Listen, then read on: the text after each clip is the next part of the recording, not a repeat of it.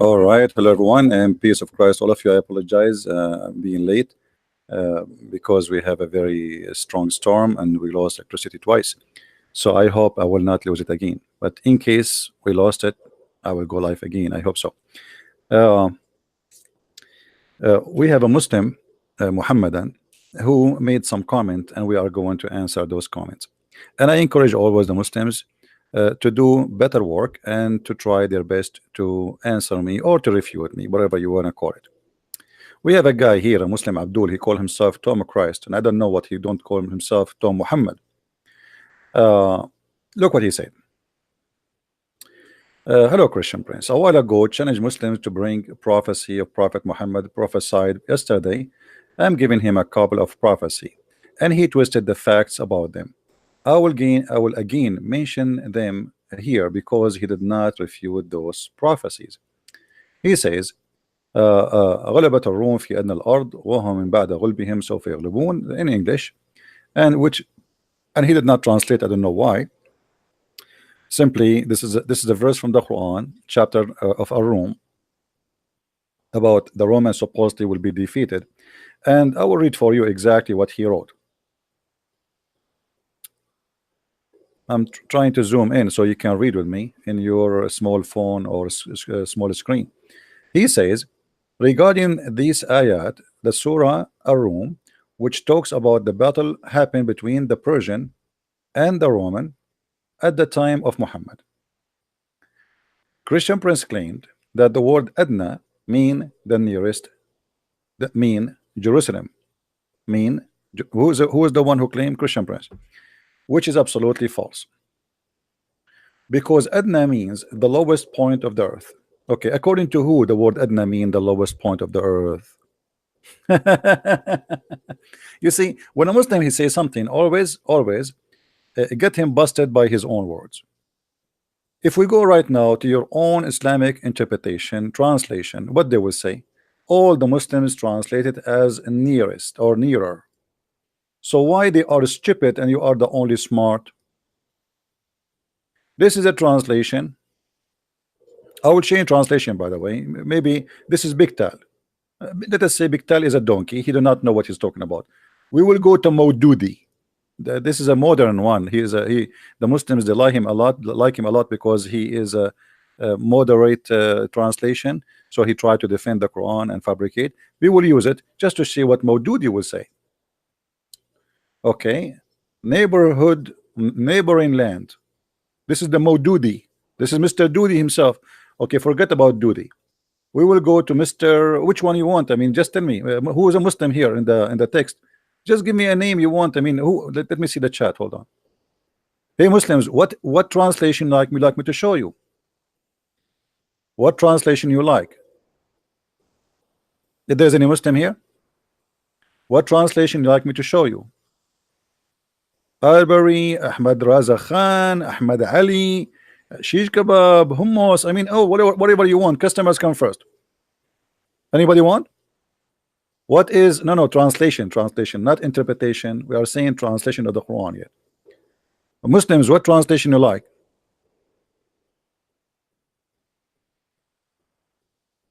Any Muslim in the bushes? So as you see, this is your Muslim translation, translating it as the most close land by.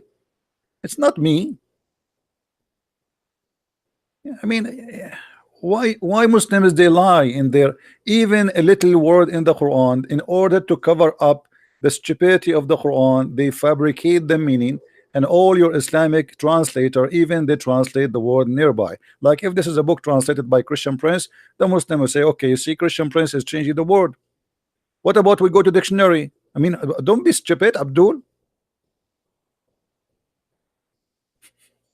I mean, I feel really sorry for the Muslims who they are desperately trying to find a prophet Muhammad. They cannot find the prophet Muhammad. So what we can do, we have to fabricate lies and we have to make him a prophet. It doesn't matter how. I will make my prophet a prophet. You like it, you don't like it, I don't care. He is a prophet, okay? All right.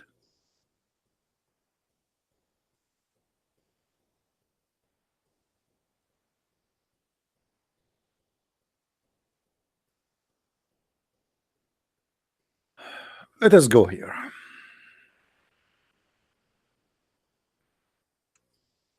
Secondly, he said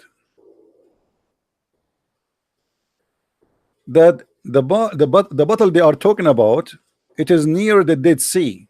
Okay, what the Roman lost near the Dead Sea? I mean, what is a big deal if they lost near the Dead Sea? They lost. They were losing everywhere. The Persian at that time, they were victorious. They are taking land one by one. So what a big deal to mention such a thing in the Quran, that the Roman, they've been defeated. Can you show me what is the, if we go right now and we look at the list of what you are talking about, what is the city which is near the Dead Sea? Everybody knows that the Roman, the biggest loss they have is Jerusalem, and that was 614.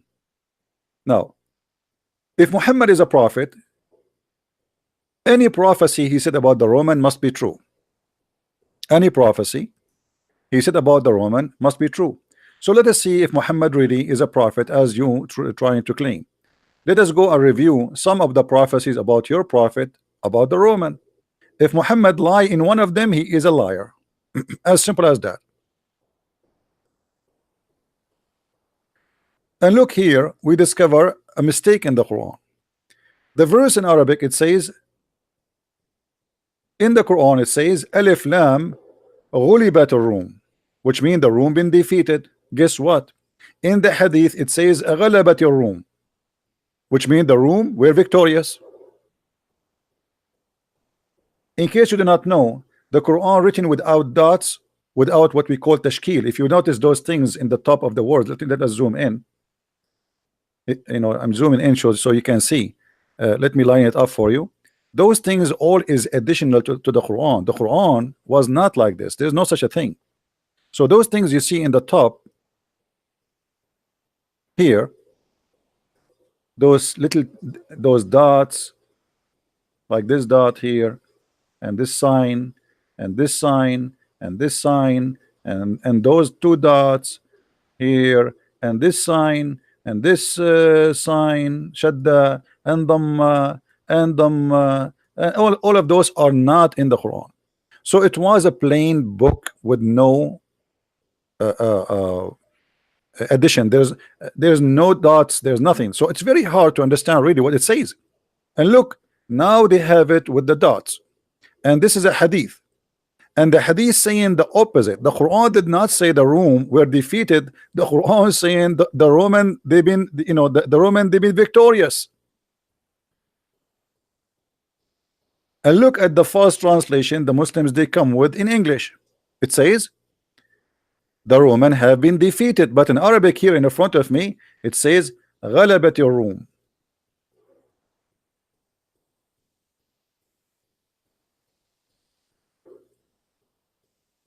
And again the translation repeated for the same sentence here, غلبت الروم, not غلبت الروم. And here it says the Roman, they became victorious. This is what it says. So let us go and read some hadith and laugh together at the false prophet who he claimed to be a prophet.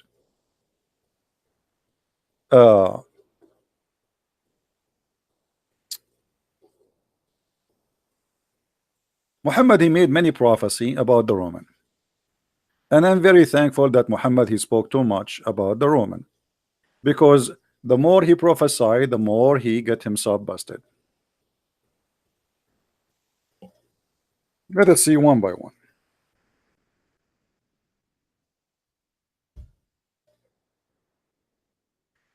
Muhammad, he claimed that the judgment day will not come until the Roman are the majority of mankind. Do you see it, Abdul? Number one population in the world should be the Roman, according to your prophet. So the judgment day will not come until the Roman became the major population in the world. Do you see it? Your prophet got busted again. So Muhammad, he think there's no way this Roman Empire will disappear. I mean, come on. So it's going to grow and grow and grow, and they will become the major population of this earth. Now, is that true? You see, remember, If a person he made a prophecy and the prophecy turned to be a lie, this is what the Bible says, by the way. There's two conditions to know a prophet he is a false prophet. Number one, he prophesy in the name of the wrong God, which means not our God. Number two, if he make a prophecy and the prophecy did not come to be true. Now, where is the state? Where is the country? It's called the country of the Roman, which is the major population of the earth. Is that China? Is that India? Is that Indonesia? Huh? What is the major population? Obviously, Muhammad, when he made this prophecy, he was taking too much hashish. But I understand he is a false prophet. In his time, the Roman, they were occupying a huge part of earth. So why he will not think this way? It's very normal for a liar like Muhammad to think in such a way and to predict something already happening supposedly at that time. Because at that time they were the major population. Let's say they are controlling the major population of the world, but they are not really a major population. So Muhammad, by predicting such a thing, he just again proved to us that he is a false prophet. We don't even have a country is called the Roman Empire no more. What is the Roman? Obviously, Muhammad is a false prophet. Let us continue. Muhammad, he prophesied about attacking Constantinople. All right. Now let us see what Muhammad he said, and let us laugh together. We were engaged in the battle of etc. and okay. Okay. And then here, let us go down to see where Muhammad is speak. Actually, this one is very long. Hold on. Let us take something else, something easier. Something easier. Okay, this one is better. And this is Sahih too. All right. No. The last hour would not come until the Roman would land in Al-Amak. Where is that? Or in Dabiq. So this is a sign of judgment day. If the Roman they land in Dabiq, the judgment day will come. But the Roman they land in Dabiq many times. Now he continue saying, and when they do that, an army will come from where? From Al-Medina. What Medina? Is Medina is a country by itself? So an army will come from where? From Al-Medina, and between them the best of mankind. But there is no Roman Empire no more to come from Al-Medina. This is a sign of a judgment day. I mean, do you see how stupid this prophecy is? We don't have them no more. What Roman Empire? So Muhammad he claimed that the Roman will attack, and this is a sign of a judgment day, and the best of the Muslims will come from the Medina, and they will go to fight them. And look what will happen. And then the Roman would say, do not stand between us and those Muslims who took prisoners from among us. Let us fight with them. And the Muslims would say, nay, by Allah, we would never get aside from you and from our brothers, that you may fight them. So now the Roman they will attack the brothers of the Muslims. Who are they? Let it go. Now they then will fight, and the third part of the army would run away, whom Allah will never forgive. So third part of the army of the Muslims will run away as usual, the same as we do with Israel. And then which will be constitute an excellent murder of Allah, and would be killed. The third would not. So the third of the army will be killed. The third will be killed, and the third will run. Okay, so that's mean the third will survive, right? Okay, and then they would conquer Constantinople. All right, and then they will be busy distributing the spoil. But this is the army will come from Medina. Constantinople is already they changed the name. They call it Istanbul. The Abdul in his post, he said this is about judgment day, which means the Muslims will occupy it again. You want to occupy it from the Muslims again, and there is no Roman. What Roman?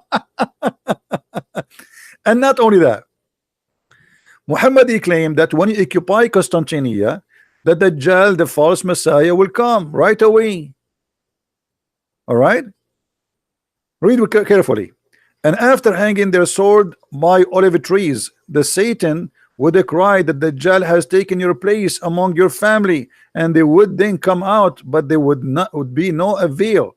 And then he would come to Syria. He would come out while they are preparing themselves to the battle, drawing up the ranks. So the fight between the Roman, which was going to take between the Roman and between the Muslims, is in Arabia, or in the border of Arabia, not in Constantinople. But anyway, so here, after the attack and supposedly they want to take Constantinople, suddenly the false Messiah will come. And then when the false Messiah come, the Messiah, he will land in Jerusalem in the elevator. Is called the elevator of Damascus. Yeah, the Messiah here cannot land without elevator. All right, read carefully. The Dajjal has taken your place among your family and would come out and would be a veil, and they would come to Syria, and he would come out while they would be still preparing themselves to the battle, drawing up the rank.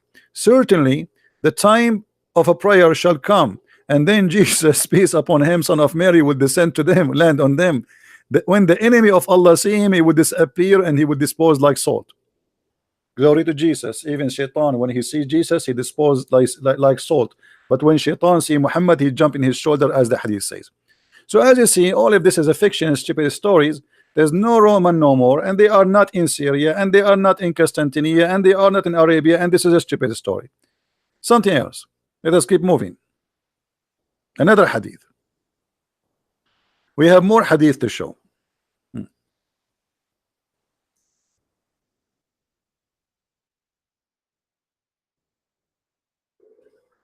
According to Muhammad, the Jews, they will attack the Roman.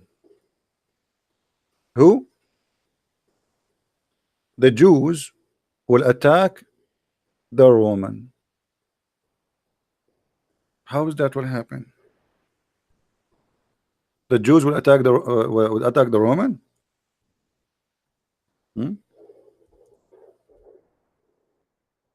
I'm trying to find the hadith.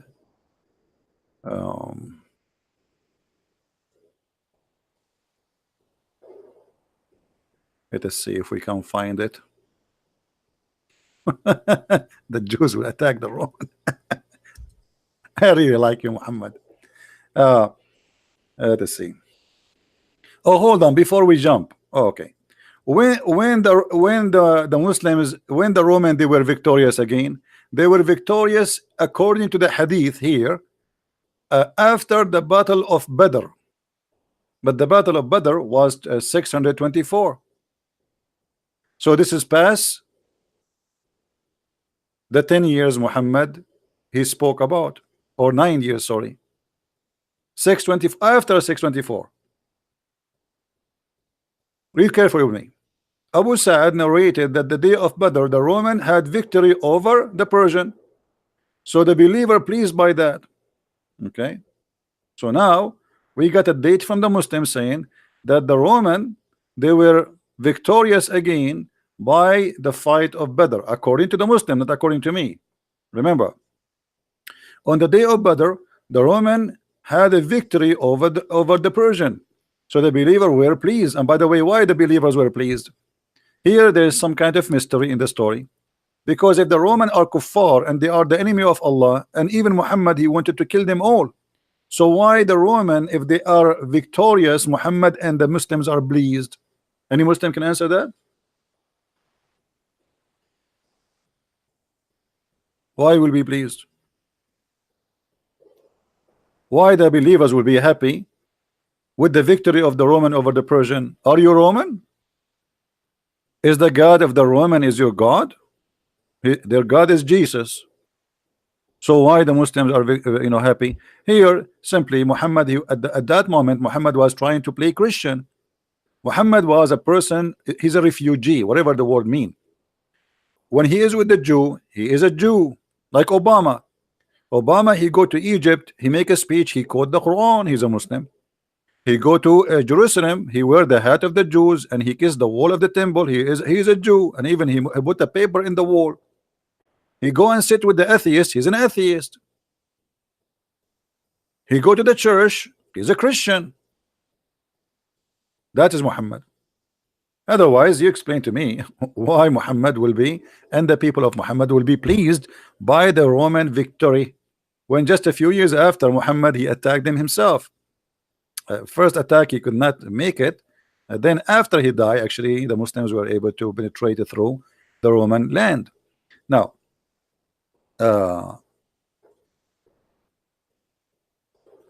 5 things have passed, i.e., the smoke, the defeat of the Roman, the splitting of the moon.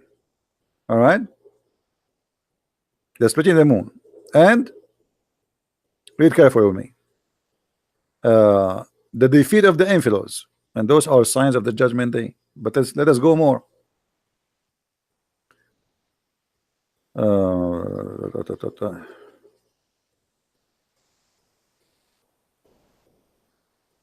The Roman will enter Syria and stay for 40 days, and no place will be saved from them but Damascus and Oman.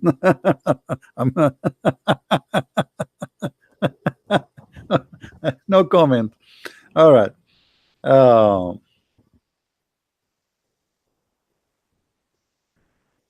Read carefully with me here. You will fight the Arabian Peninsula, and victory will be granted by Allah. Then you will fight the Roman, and victory will be granted by Allah. And you will fight the Dajjal, and the victory will be granted by Allah. And then Jabir said, Dajjal will not appear until you fight the Roman, which means this is the last thing to happen. But there's no Roman no more. Let us continue. I want to find a hadith where Muhammad, he says that you will fight, the Jews will attack the Roman. Hold on, let us see.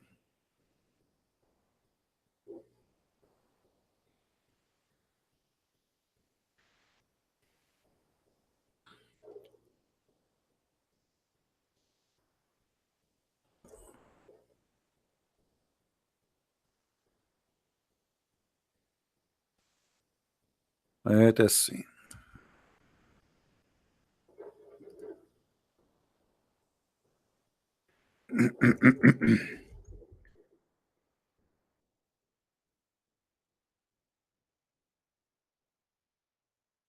There's a hadith, I just remember it, where Muhammad, he claimed that 70,000 of the Jews, they will attack the Roman. What is, I mean, how in the world Muhammad, he say such a thing? Too much hashish. Let us see.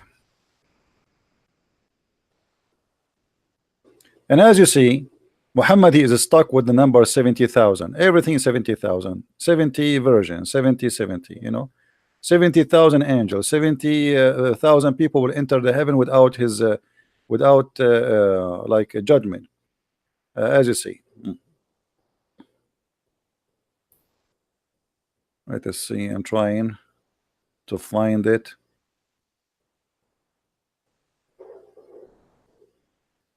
Here we go. We found it. Abu Hurairah reported, this is Sahih Muslim, so the Muslim cannot say this is a lie. All right, this is Sahih. This is Sahih Muslim, as you see, and let us go down to the reference. Sahih Muslim 2920a. Now remember, numbers of the Muslims translation have nothing to do with real numbers. Just to take that into consideration. You have heard about the city, one side which on the land and the other one in the sea. Obviously Constantinople.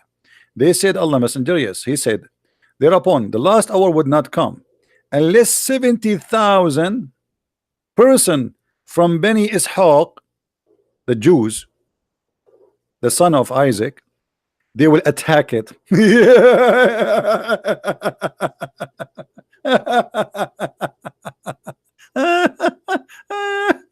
I mean, this is a nice one. Huh? What?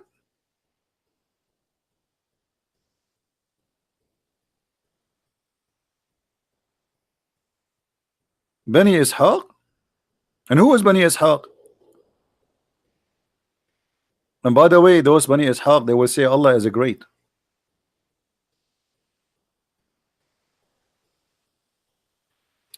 Read with me carefully. When they would land there, they will neither fight with weapon nor shower arrows, but would only say Allahu Akbar, Allahu Akbar, and that's it. This is how they win the war.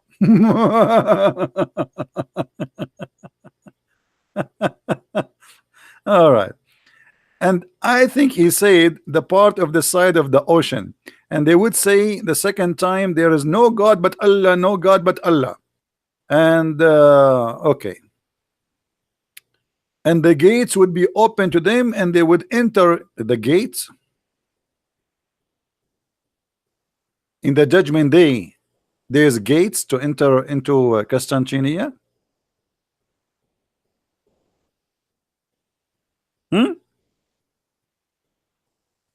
If there is any Abdul in the bushes. So we are talking about judgment day, maybe thousands of years from now. The gates will open. What is that?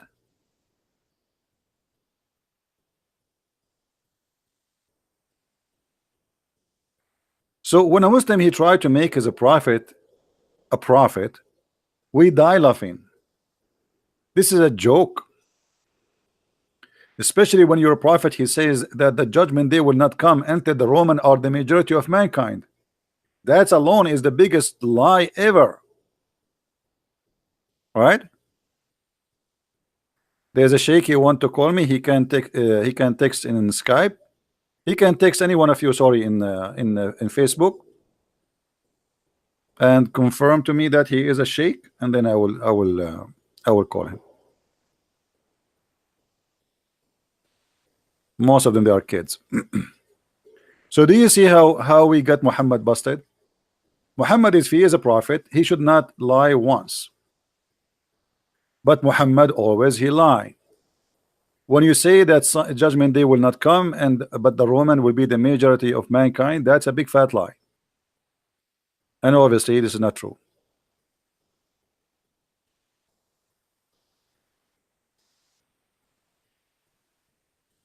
Post for us your Skype, the one who claimed to be a sheikh. Sorry, post for us your Facebook.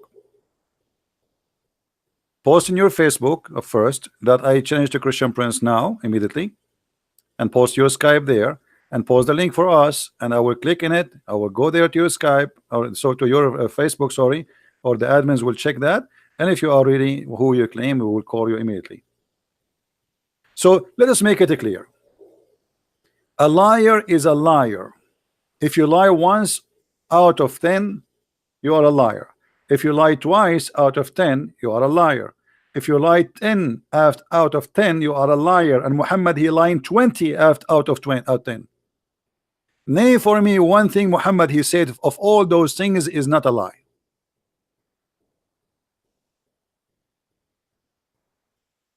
Everything we see in the front of us is a pure lie. And here, by the way, as long we are reading this chapter here,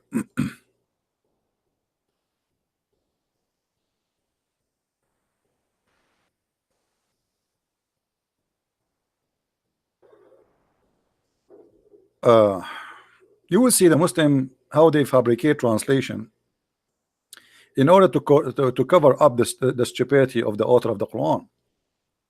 Here it says, so glorify Allah. It doesn't say that. It says a glory to Allah. You see how they change translation? There's a huge difference between so glorify Allah, which means as an order for you to glorify, or if it's saying Subhanallah, praise be to Allah. Allah saying praise be to Allah. How stupid that is. But always the author of the Quran, he forget to switch between him and Allah, and that make it funny. This is why, you know, I'm working in the translation, in the Quran translation, so everybody will see the real translation for the Quran. Now, any other Muslim here, he have a prophecy made by Muhammad, so we can get it busted. Anyone?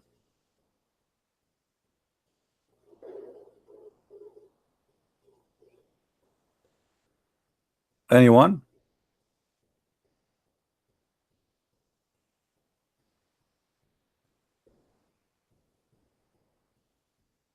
Let me show you a prophecy of Muhammad in the Quran.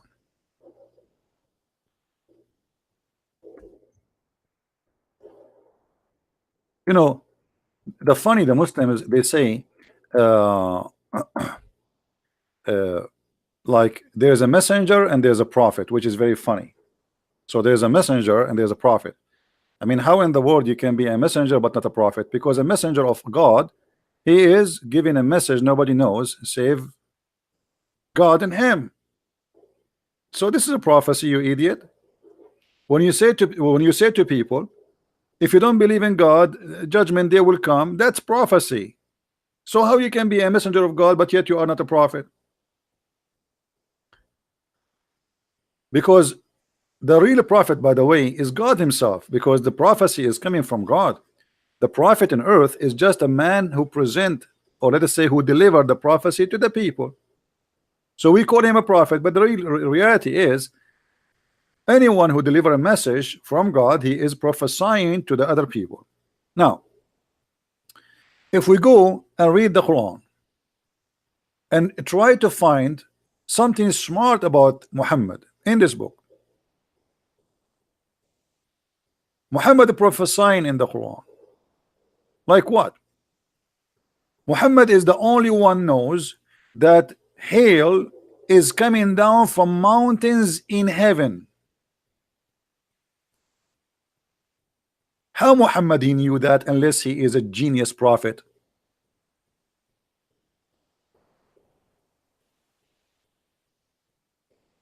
Any Muslim can explain to me? Allah he sent down hail from the sky out of mountains that are in it.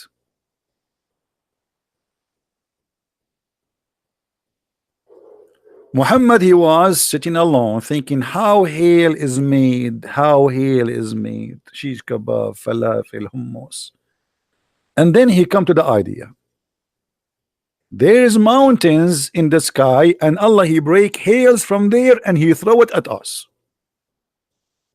Do you see it, Muslims?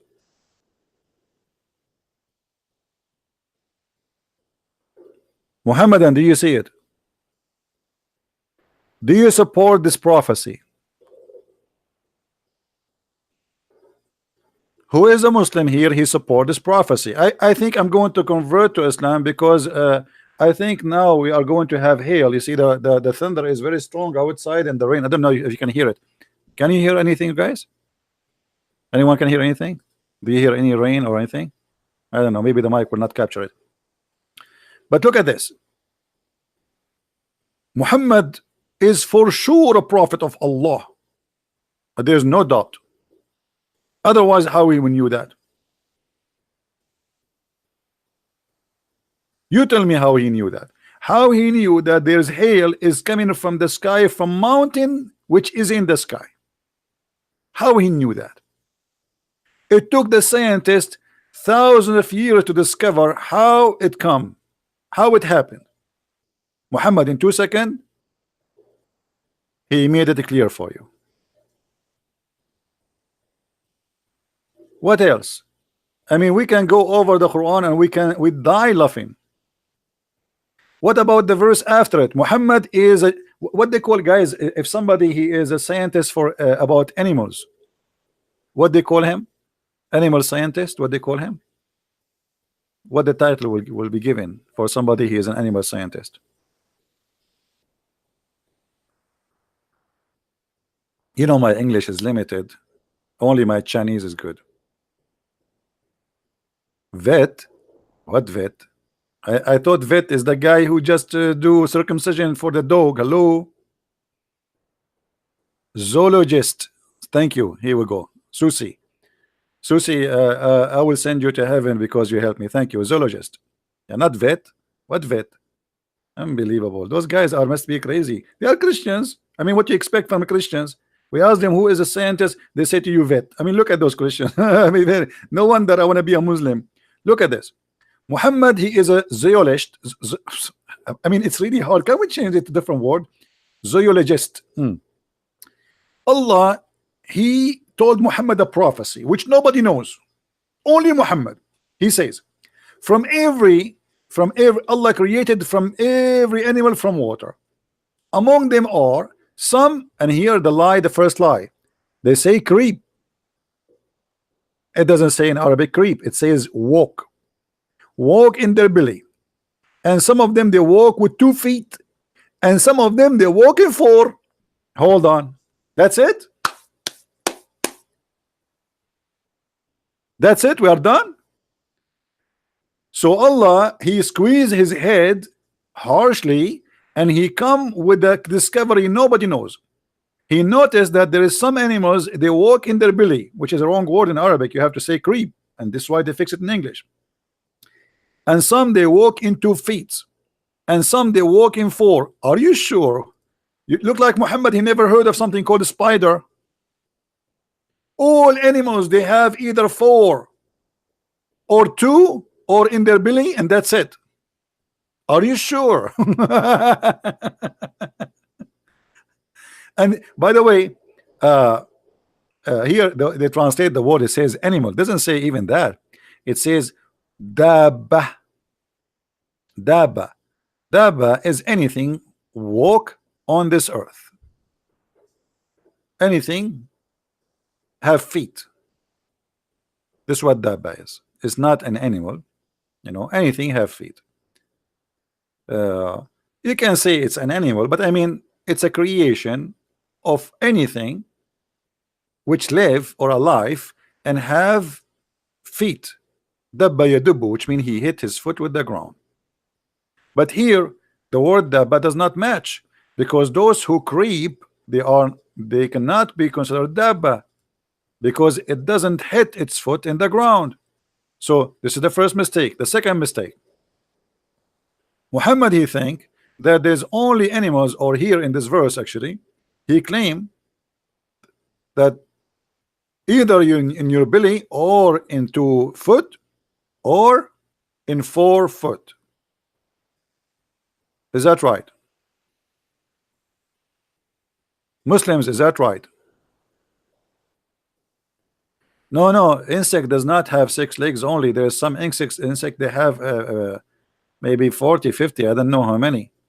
I have an insect, she is my friend actually, by the way. Once I invited her for a dinner, and she was like, she came second day. I asked the insect, what made you so late? She said, CP, by the time I put my shoes on and I tie it up, 24 hours is gone. True story, by the way. Sahih al-Bukhari. So those insects are what? This is the insect I invited, by the way. This is why she was late. She was wearing her shoes, putting socks. I mean, come on. It's not easy, you know. So Muhammad, he claimed that those are just you know, there's only either 2 or 3 or 2 or 4. What about wings? The Muslims, the birds in Islam, how many wings they have?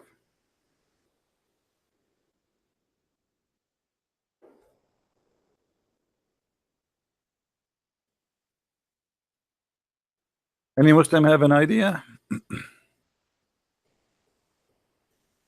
Hmm.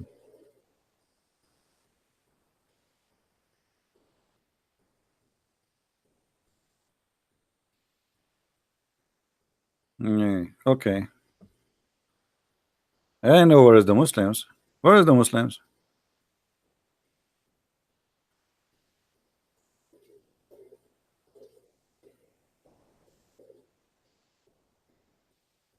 I don't see them.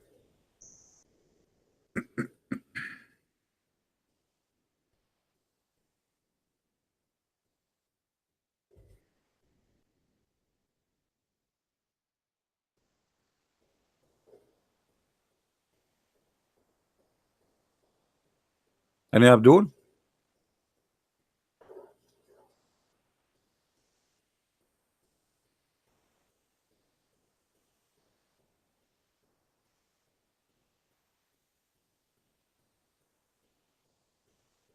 Hmm.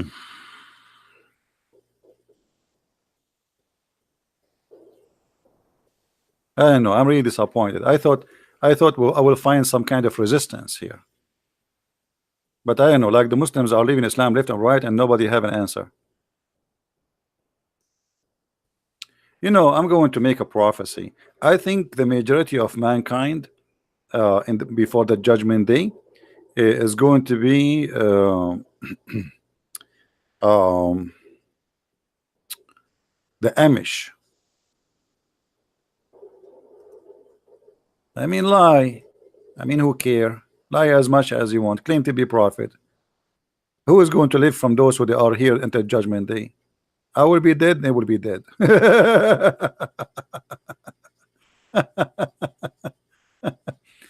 By the way, I have a question about angels because I find the Quran is really funny. Uh, how many wings the angels they have in Islam? Muslims.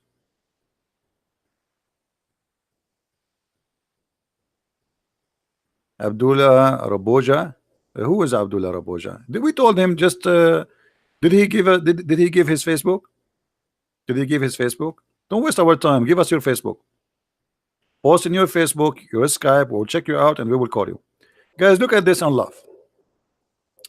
Chapter 35, verse number 1.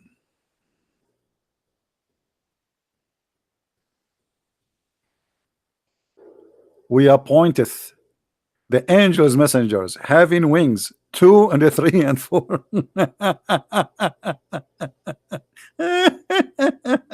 Unbelievable. Anyone notice what the problem? Anyone notice where the disaster here? His Facebook is fake. Yeah, that's what I'm saying. They are fake people. Okay, let me check his Facebook. Hold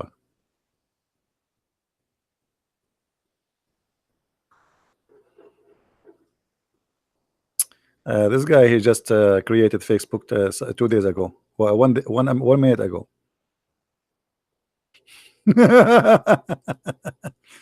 We said, you see, Abdul, this is how we avoid kids. You're just a kid. Guys, anyone notice with me how stupid this statement is? Who noticed with me? An angel with 3 wings. How is that?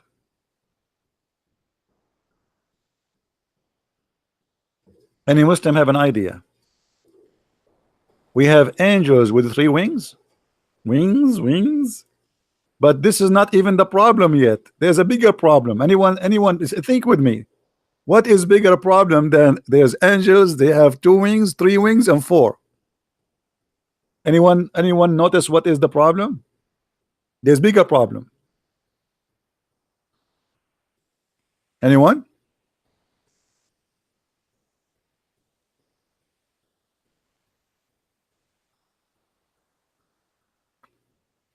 Any Abdul?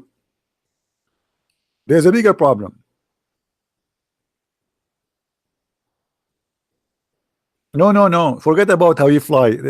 Allah will make him fly. Don't worry. Is it Muhammad? He says that the angel Jibril have 600 wings.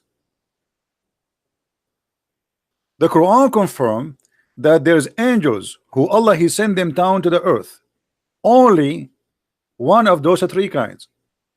Either they have 2 wings, 3 wings, or 4 wings. So how Jibril have 600 wings? Do you see how we got Muhammad busted? He's a liar. Let us go to the hadith and laugh together.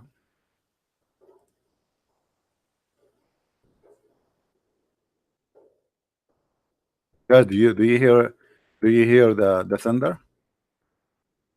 If we lose electricity, we will lose broadcast. Let us see.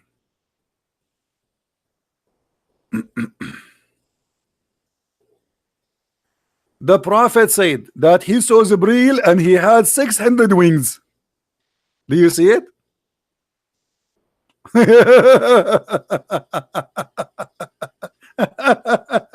Unbelievable. 600 wings, brother. Prophet Muhammad, he said he saw Jibril and he has 600 wings, brother. So why the Quran says the angels are either 2 wings, 3 wings? And by the way, I have 3 wings. I have to be honest with you. And the other day I went to swim in the swimming pool where it's minus 30, and you know, they did not let me swim, not because it was so cold, but because they said you have wrong wings. I mean, your wing appear in the wrong location. Why it is there?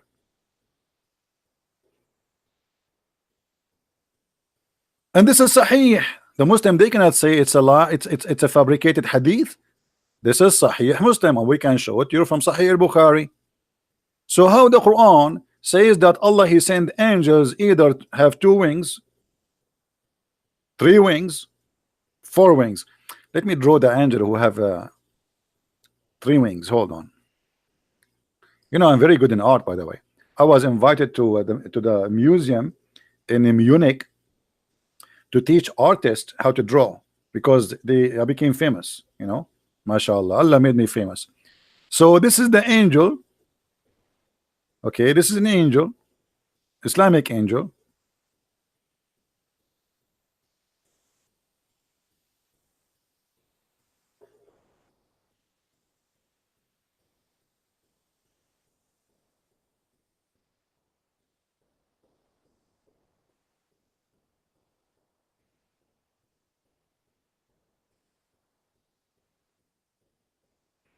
And now he have 3 wings.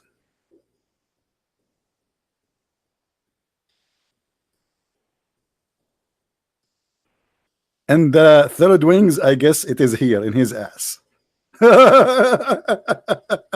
Unbelievable how good I am. I'm sure my mother, she will be proud of me when she see me doing that. Unbelievable. I mean, look at this. Let me put my signature so nobody will you know, take it and print it and claim copyright over it.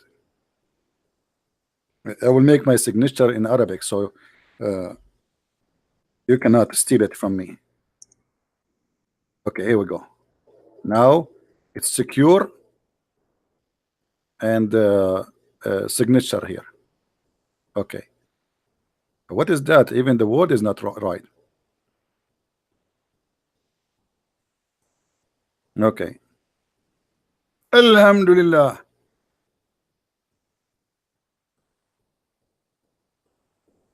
So, isn't it? So you Muslims, you say to us Muhammad is a prophet, and yet he cannot even maintain his lies. I mean, at least let him cover his lies. How he saw Jibreel in 600 wings when the Quran says angels who sent to the earth only either with 2 wings or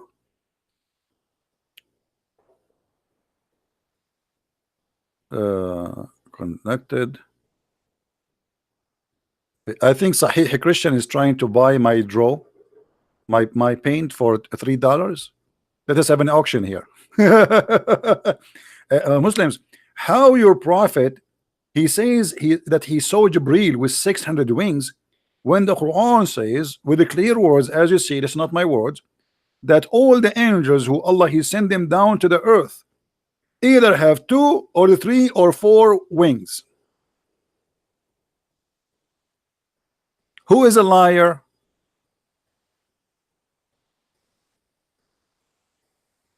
Any Abdul? So they are working hard trying to make Muhammad a prophet, but it's not working.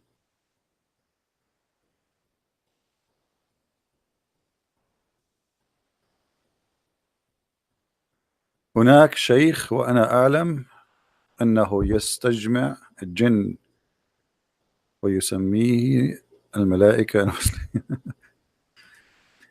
Any Abdul? You can answer in text if you want.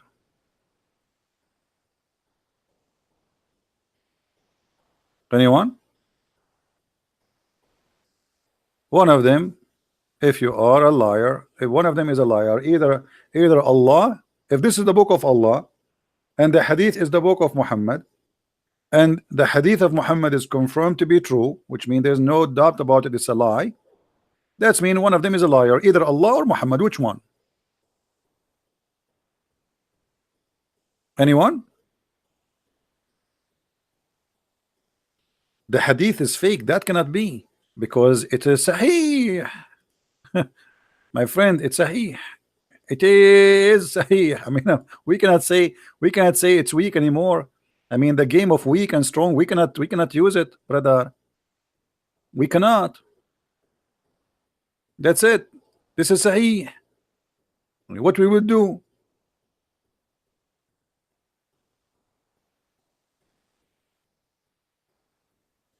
Mimi Hijab will debate Edward Tabash. Who is Edward Tabash? I don't know who's that guy.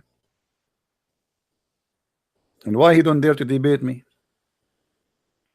He will debate people who do not know. Anyway, is that sahih? This is Al-Bukhari. Look at this Al-Bukhari, brother. I asked Abu Zar about the statement of Allah, and he was the distance of by 2 bow length, or even nearer. So blah blah blah blah, and then blah blah blah, and then the Jibreel, and then he says, and the prophet he saw Muhammad had seen by the Jibreel with 600 wings. By the way, how fast the prophet Muhammad, he can count the wings. He's an atheist. Yeah, stupid debate.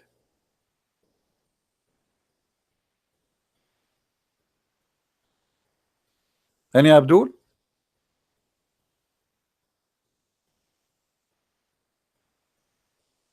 Guys, don't tell me about those things. You are promoting false people. Both of them are false, no different. A Muslim is a false, an atheist is a false. So we are promoting stupid. Two stupid are going to debate about their stupidity.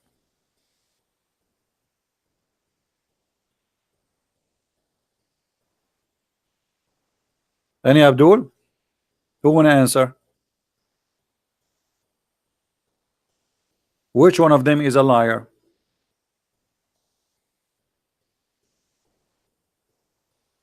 Even, by the way, even Aisha, she said the prophet he saw Jibreel and he have 600 wings.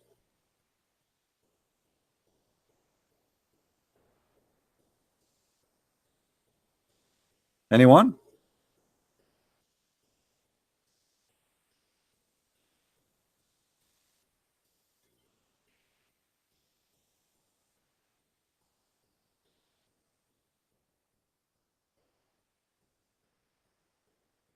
Who is a Muslim want to answer? And you know, we can keep showing you tons and tons and tons of reference of Muhammad being a false prophet. I mean, there's things almost we repeat every time because it's very funny, like this one. This is my favorite actually of the Prophet Muhammad. That's why since I did read this hadith, I stopped calling him Prophet Muhammad. I start calling him Dr. Muhammad. I mean, how the Prophet he knew this? If the women have orgasm first, the baby will be a girl. If the father have orgasm first, the baby will be a boy. How we knew that? There's no way this is a false prophecy. This is a true prophecy. Huh? Dr. Muhammad, he is the best. Well, Dr. Muhammad, he knew everything.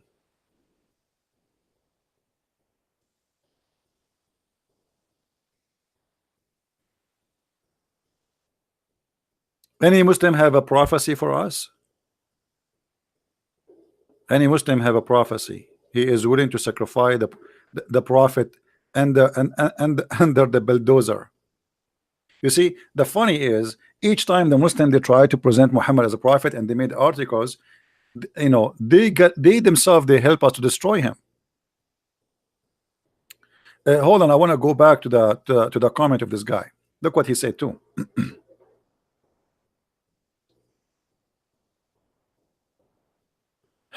The Prophet of Allah said, which one of the cities is going to be open first? He said Constantinia or Romia. The prophet said the city of Hercules, which mean the Constantinia. Hold on. But Muhammad, he said that the sign of the judgment day is opening the Constantinia, not the opening of Rome.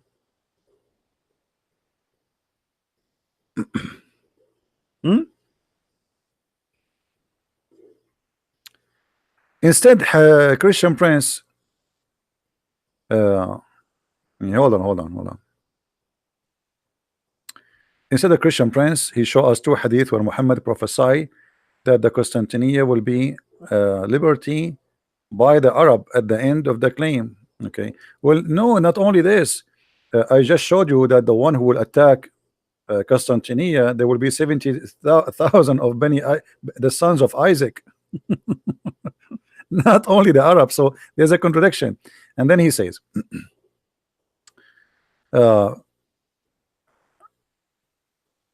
did not yet happen. And then he says, after the battle of Dabik, and they claim that the Arab did not conquer the city, but the Turk, and thus Muhammad is a liar. He mixed up the hadith and twisted the fact.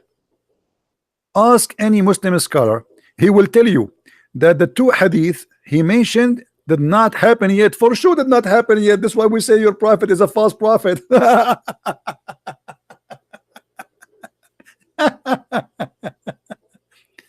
Abdul, your prophet says the Arab will occupy Constantinia. So, and not only that, he said that the Turk are the enemy of the Muslims.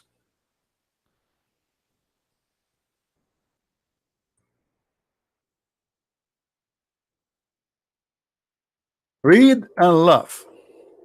Your prophet said, let the Ethiopian alone as long they left you alone, and let the Turk alone as long they left you alone. The Turk are not Muslims, and Muhammad never predicted they will be Muslims. And he claimed that judgment day will come and he will fight the Turk. So signs of the judgment day is fighting the Turkish. Do you see it, Abdul? This is Sahih Hadith. Read, Abda, brother. Read. Read, brother.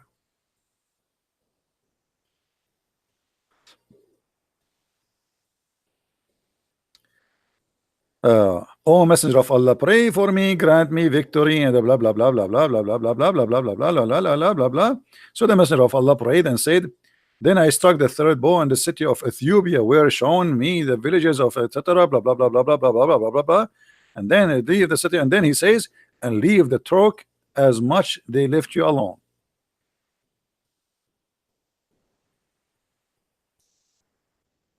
Different hadith.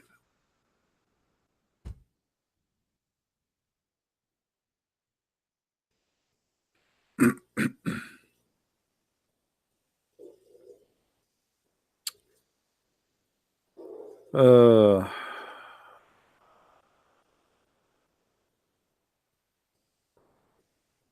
trying to find the hadith about the Turkish. Hold on.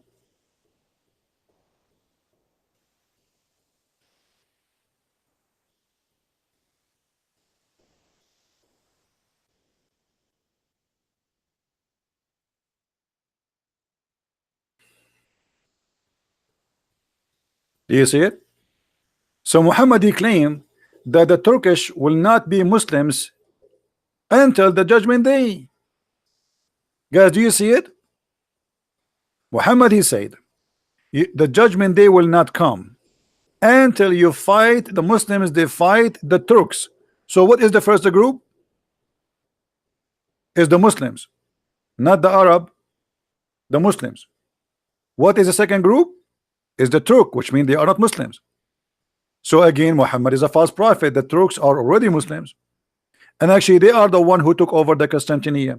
So Muhammad, he claimed in one hadith that the one who will take over the Constantinia is the Arab, and they are from the city of Al-Medina, and they are from Bani al-Hijaz too, in different hadith. On other hand, he claimed that the sign of the judgment day You will fight the Turk and you will defeat them. When you Muslims fought the Turk and you defeated them? Any Muslim can tell us? When was the battle between the Muslims and the Turk and you defeated them and you killed them all? And why your prophet think that the Turk, they will never enter into Islam? I heard Allah Messenger saying, near the hour you will fight with the people who wear hairy shoes, and you will also fight with the flat faces like shield. Those are the Turkish, the same as the hadith here. But in this hadith he said the word clearly, the Turkish. Do you see it? The hour will not begin until the Muslims fight the Turks, and a people with faces like hammered shield, who wear clothes made of hair, shoes made of hair. So look here at the false prophecy. Muhammad is not only saying he will fight the Turk, he's saying that in the judgment day the Turkish are going to be Asian, which means Muhammad, you do not know the Turkish will attack Constantinople and they will rape all the Roman women and their children will be blonde. If you go to Turkey now, you don't find the Asian Turkish no more. They are white people, and there's nobody, their faces is like a hammer shield, and none of them is wearing clothes made of hair. So Muhammad, he predict that when you fight those people, you will fight them as non-believers. In the top of that, they are wearing such a cloth, and the top of that, they are a pure Asian. Do you see it? Again, this is a false prophecy. He described even how the Turkish look like when you fight them.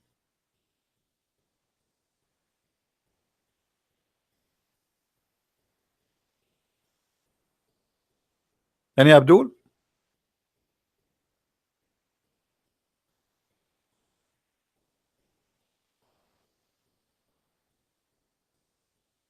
Any Muslim have an answer? And by the way, here he is making fun of the Asian people. Look what he said about the Asian people. He says their faces like hammer shield. Oh, I forgot too.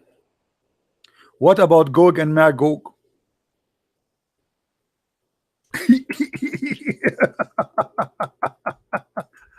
mean, how I forgot that? How I forgot that?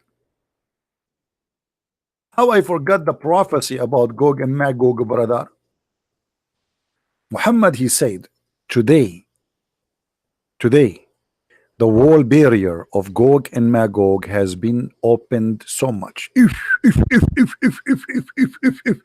anyone knows what Gog and Magog is? Anyone knows what Gog and Magog according to Muhammad?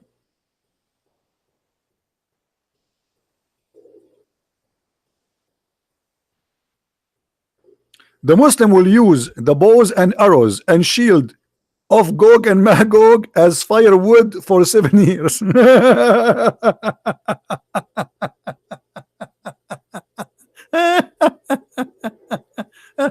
Remember, this is in the judgment day. The people of Gog and Magog, by the way, for those who do not know, they are not a human. They are not a human. They are a special kind of a creature. We do not know what they are, but if you have my book, you will see that Muhammad, he claimed that you can sleep even inside their ear is so big. So when they want to sleep or they want to have sex with their wife, they go sleep inside their ear. Have you ever heard of somebody sleep inside his ear?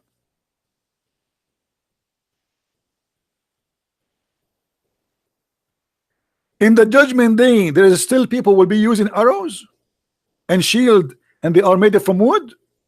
This is in the judgment day. Look like your prophet, you did not hear about the Star War program of George Bush. You're a prophet, you did not hear that the Russian now they have weapon, they can burn the earth 50-60 times. What would? This is judgment day, my friend.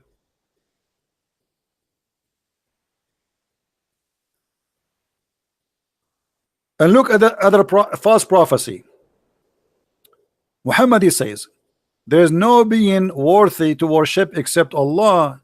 There is a destruction in store of for Arabia, for a turmoil which is at hand, which means Muhammad saying now the torture is coming. The people of Gog and Magog, they are coming. Allahu Akbar. They are in the corner. Look, read it. Do you see it? Muhammad, he predicted that they are there. And he says the barrier between Gog and Magog has opened so much. So he's warning the Arab, be careful, they are coming to you. And he says Abu Sufyan made a sign then with the help of his hand in order to indicate the width of the gap, and he said Allah Messenger would be perished in spite of the fact that where would be good people among us.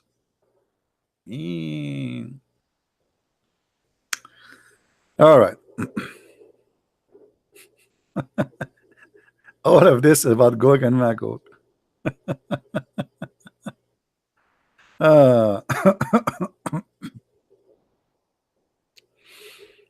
Okay. You see, all false prophecy. By the way, for those who do not know what Gog and Magog, the Quran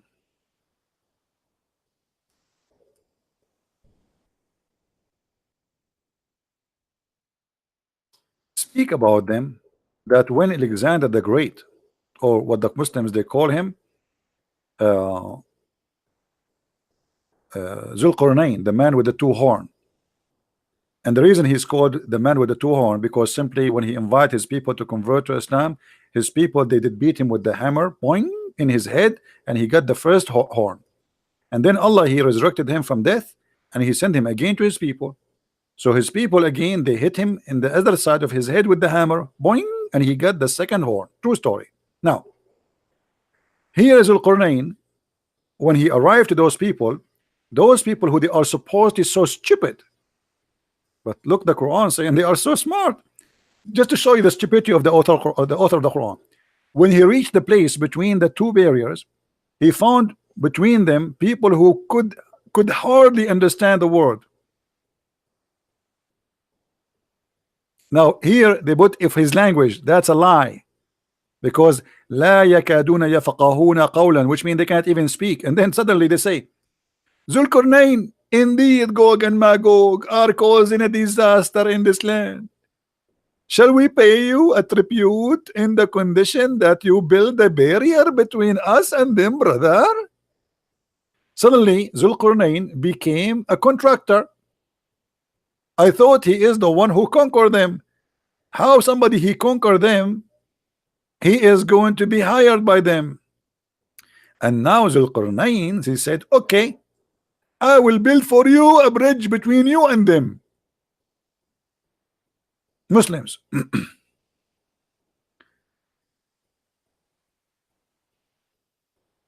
Do we have any Abdul in the bushes? Do we have any Abdul in the bushes? Let me show you how silly this story is. I have to draw some art, you know. I cannot resist the temptation. I have to draw something. Okay, let's draw here.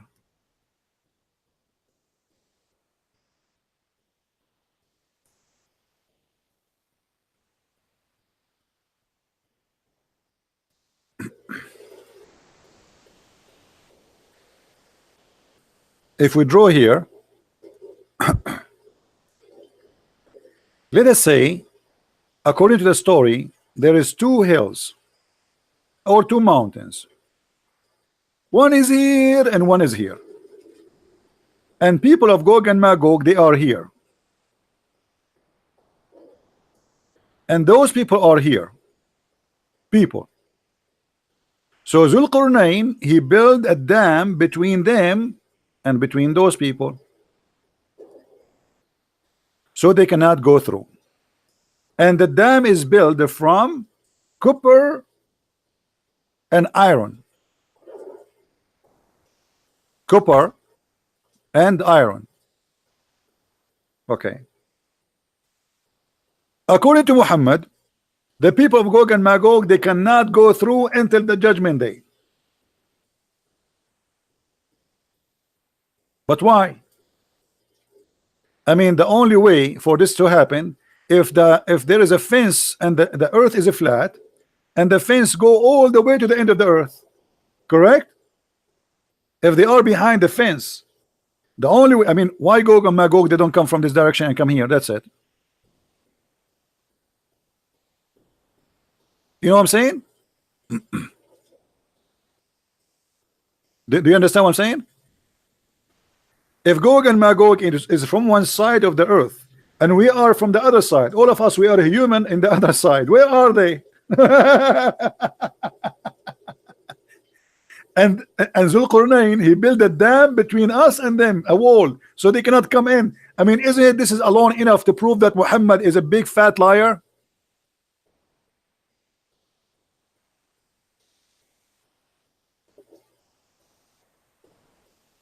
Isn't it enough to prove that this is, or Muhammad is a scam? Where is Gog and Magog, which there is a dam between us and them, and they cannot penetrate it through? Huh? Let me find a picture. Maybe a picture will be more helpful. Hold on. Give me a second.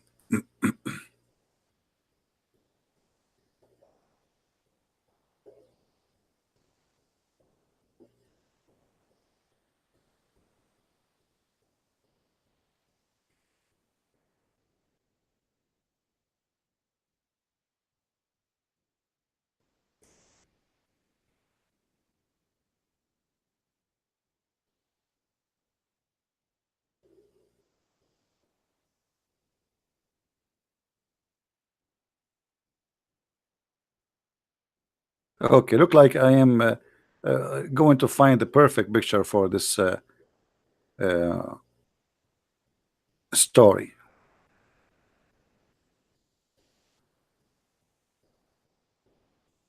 Okay, this one is perfect. Let us show it in the screen.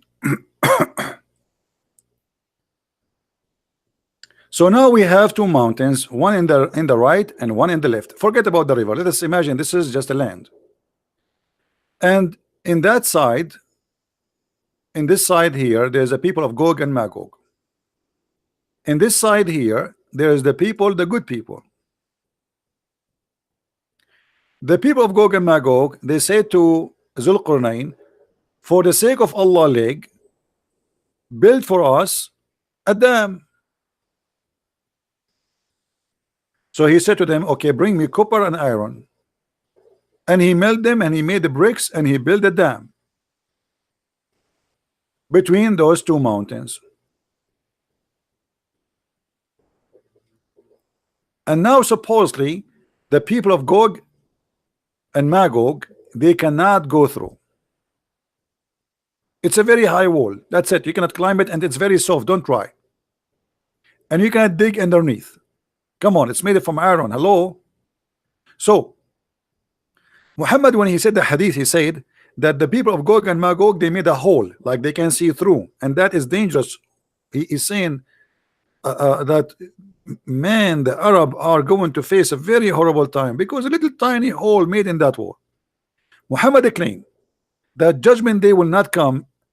A sign of the judgment day is when those people, Gog and Magog, they make a hole in that wall. I mean, that's nice. Hole in that wall. Ew. I never thought I can say that. Mean hole in that wall. Let us make a hole in that wall. Hold on.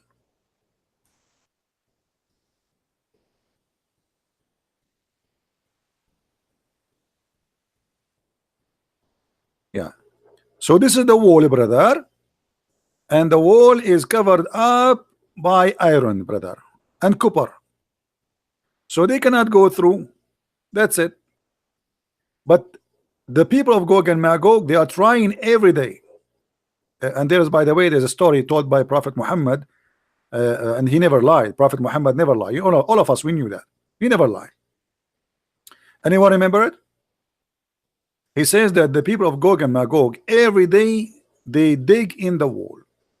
And then when they come in the second morning, they find that the digging is fixed by Allah. They dig, Allah fix it. They go to sleep, they come in the morning to continue working. They found the hole. Like, let us see, they make a hole here. Huh? Oh, no, hole. They are digging here. Oh, here. They make a hole here. Huh? But it's not enough for them to put their head yet. It's like enough, small. I mean, but they can see through, but they cannot go through it. And now they go to sleep. When the morning come, Allah, when they come back, they find that this hole is fixed, brother. Alhamdulillah. Anyone knows why? Each time they go to sleep and they come back, they find the hole is fixed because they forgot to say, Inshallah, thank you, I am 70. I mean, have you ever heard of a stupid story like this? The reason the hole is fixed because when they start for eternity, for thousands of years, they are digging, they're digging. But each time they make a hole, Allah fix it. Why? Because they forgot to say Inshallah. But one day, the leader of Gog and Magog, before they start, he will say, well, actually, not before we start, before they go to sleep, after they open this small hole, he will say to his soldiers, let us go sleep, and Inshallah, tomorrow we continue work. And now, because he said Inshallah, Allah will not close the hole for them, and then they will be able to go through. Any Muslim want to prove me to be a liar? Who is a Muslim here saying I'm lying about this story?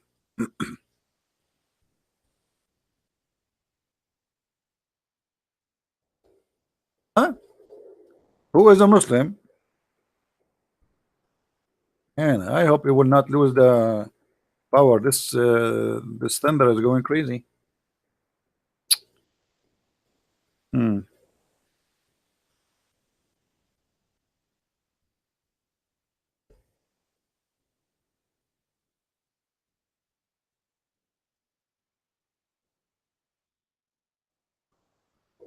Let me show you the hadith. So the Muslim will not say I'm making things up.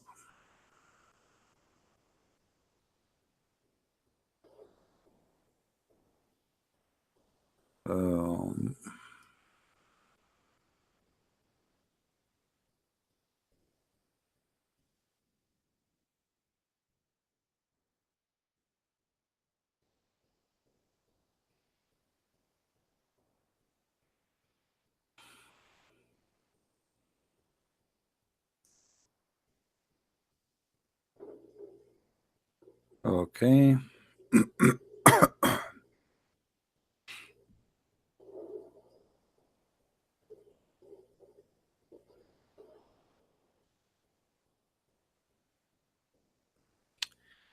Let us see if we can find it in English.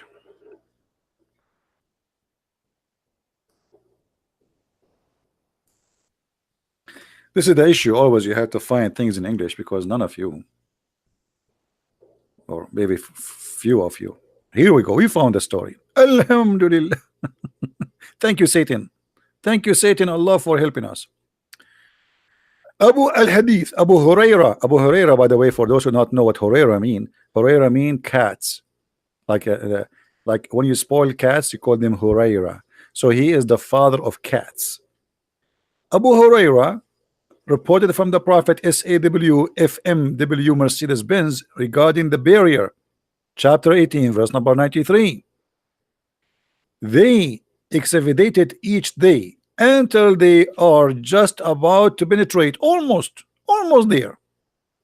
Their leaders say, go back, that you cannot penetrate it tomorrow. I mean, how smart this leader is. They are almost there. I mean, come on, let them finish, Abdul. Why you are being stupid? I mean, every day for eternity you are doing that, and now you are almost there. You say to them, go home, tomorrow will come. So he will say to them, Go back, go back. Let us change the color. Hold on. This color is not good. Yellow. Which color you like, guys? This one, this one. Go back so that you cannot penetrate it tomorrow. He said, but Allah will make it return just as it was. If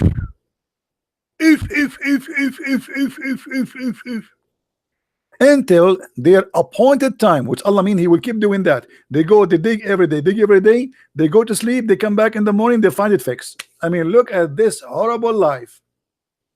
Those poor people of Gog and Magog, they're just gonna get out, and they dig every day since thousands of years ago. They go back to sleep, they wake up in the morning, it's fixed. And then when Allah or denied to send them upon the people, their leader will say, go back so you can penetrate tomorrow, inshallah, if Allah wills. Aha! This is the password which was missing from the beginning, from the story. If he say inshallah from the first time, this idiot, he will be able to get it through. But the stupid idiot, the leader, he keep forgetting to say inshallah. Do you see, brother, how important to say inshallah? Even Gog and Magog, they are Muslims. Hold on. How Gog and Magog, they are bad, but they are Muslims? Any Abdul? How they are evil, how they are disgusting, how they are bad, but yet they say inshallah.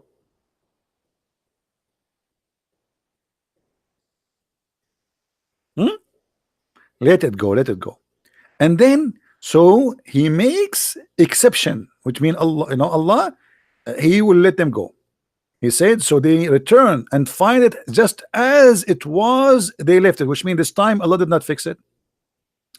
Then they penetrated, the brother, and here a disaster. Then they penetrated.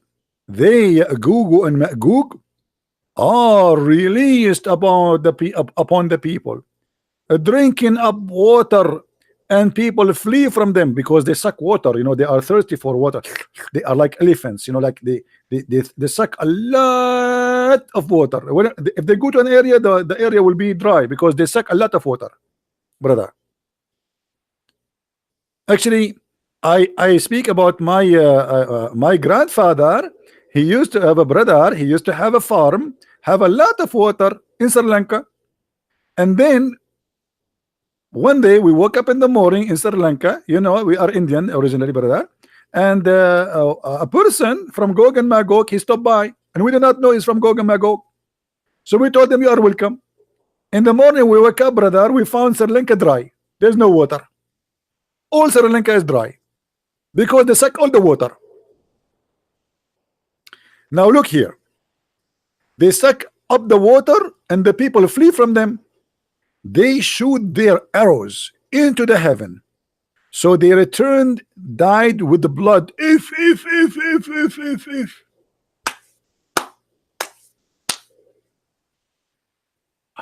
What is that? The sky is bleeding? Muslims, they shoot their arrows. We have to change the color now. We cannot use this color no more. We are talking about the blood. Hold on.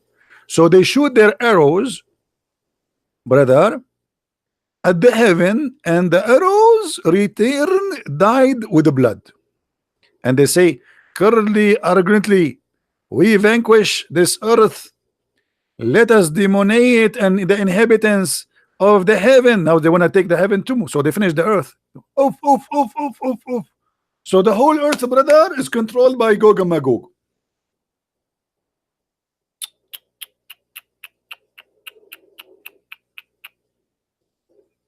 And then Allah will punish them. Allah will punish them, brother. Look what will happen. Allah will send upon them like missiles, attaching to the knob of their necks, destroying them. He said, by the one who is hand of the soul of the Prophet Muhammad, the beast of the earth will become very fat and bloated with milk from their flesh. Anyone knows what is the beast of the earth Muhammad is talking about? Anyone knows? Who knows what beast we are talking about?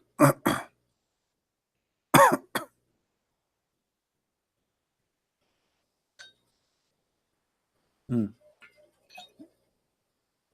What is that, Muslims? The wolves, they will eat them? Who? Or this is a jassasa. The beast will come from under the ground. Allah will send it speaking Quran. Brother, the beast will become fat because of their flesh, brother. With their milk and their flesh. Milk? They have milk. So are you telling me that Mr. Wolf will be suckling from them?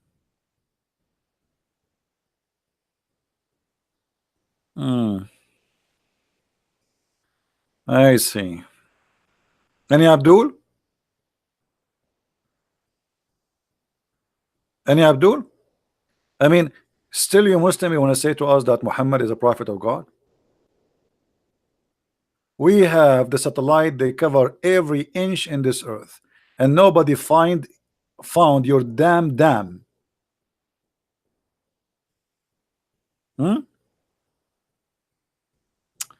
This guy is annoying. Go to bed, go to bed.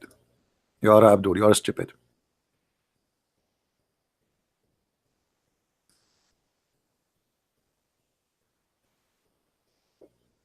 Huh? Where we can find Gog and Magog? So obviously everything we say to prove that Muhammad not only a false prophet, this guy is an idiot. He is ignorant. He is full of it.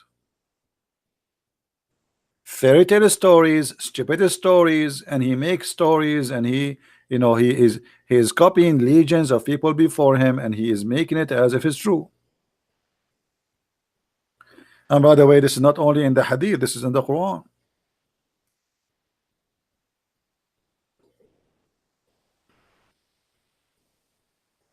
As you see.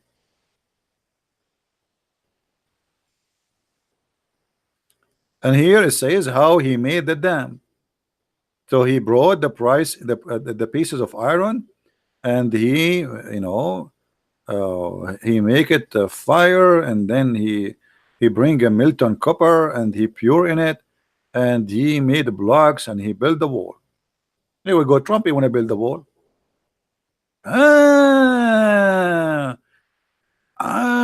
Mean Gog and Magog and the story of Zulqarnain is about Trump, brother. Build the wall, build the wall. Here we go. The idea of build the wall. You see where Trump he got his idea, build the wall?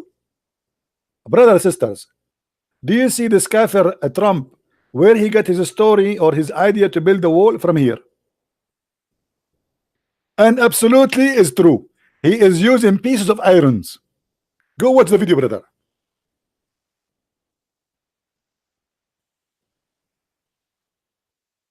I mean, how you can deny? How you can deny? You cannot deny it.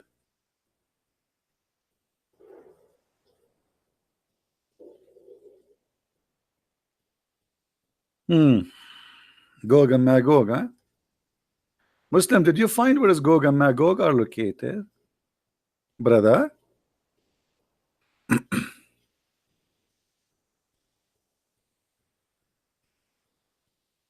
Anyone?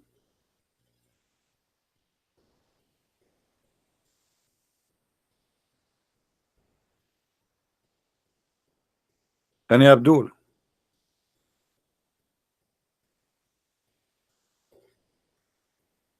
So guys, did we learn something good today? Did we learn something good? As you see, each time we go online, we share with you tons of evidence, and we connect the dots together, and we prove one thing always, that Muhammad is nothing but a scam. I say it as it is. I know there's many people, they are politically correct. Maybe they don't even dare to say the word, but I say it as it is. Muhammad is a scam. Muhammad is a false prophet. Additional to that, we have from the Bible teaching that Muhammad is an antichrist. Who is the antichrist? The Bible says, whoever deny the Father and the Son. Correct? So we prove every day that Muhammad is a false prophet. He's a liar. He's a scammer. Additional to that, we have a clear proof from the Bible that Muhammad is a scam and he is a liar and he is an antichrist. If you don't believe me, believe the Bible. And as you see, I show you everything in the screen. You know, many people, they might make speeches. I don't use a single Christian reference, as you see, even their translation. I'm not using my own translation, as you see.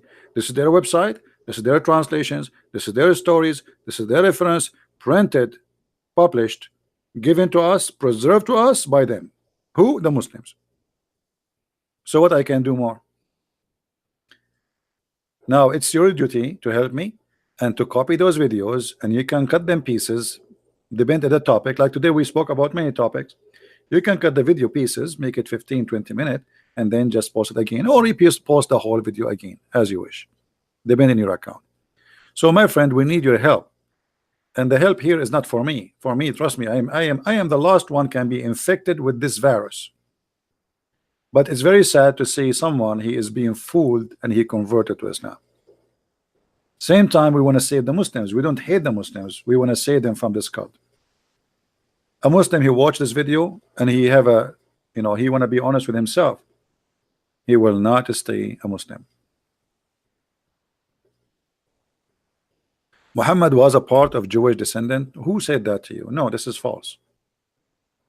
This is false. First of all, actually, we do not even know who's Muhammad.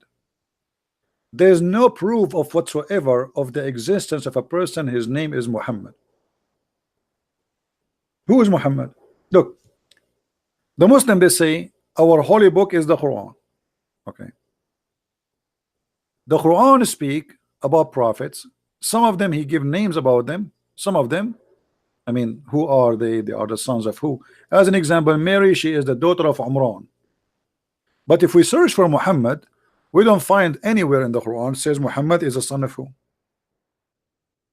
There's a chapter, it's called chapter of Muhammad, but in the chapter of Muhammad there's nothing about Muhammad except Muhammad when I have money, Muhammad when I have sex. Chapter 3 verse number 144, it says that Muhammad is just a messenger and all the apostles before him they pass away. False translation, which mean the Quran here have a contradiction, because if this is true, that means Jesus he passed away. And here you will notice Muhammad, he's a scam again. Anyone notice here what he said, proving to us that he's a false prophet? Anyone notice something weird in the coming sentence? Let us see if you will notice it.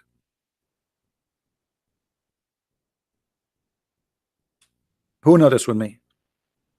There is something very bad, stupid in this verse.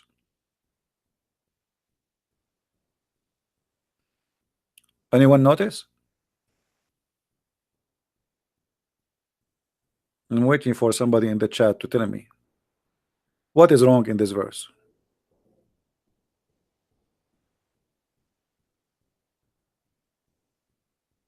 Dies or slain. Thank you, Phil. Guys, if he dies or is slain, this is Allah talking. How Allah talking? He do not know how Muhammad he will die. Normal death or killed, because he don't know Muhammad what will happen to him tomorrow. So in order to cover his ass, he says if he die or get killed. I mean, is there a third option?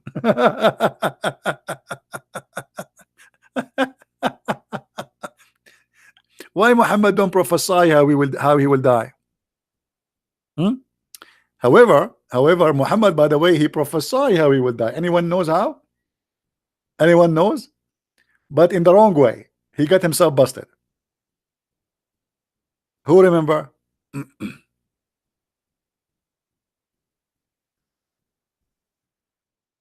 Look at this. Muhammad, he said in chapter 69, and you can read it from verse number 44.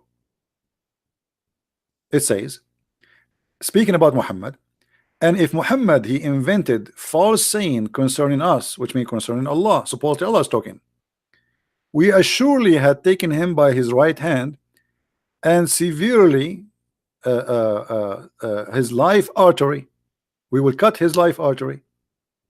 So if Muhammad he is liar, Allah will do this to him. This is a prophecy. Look what happened. Read carefully.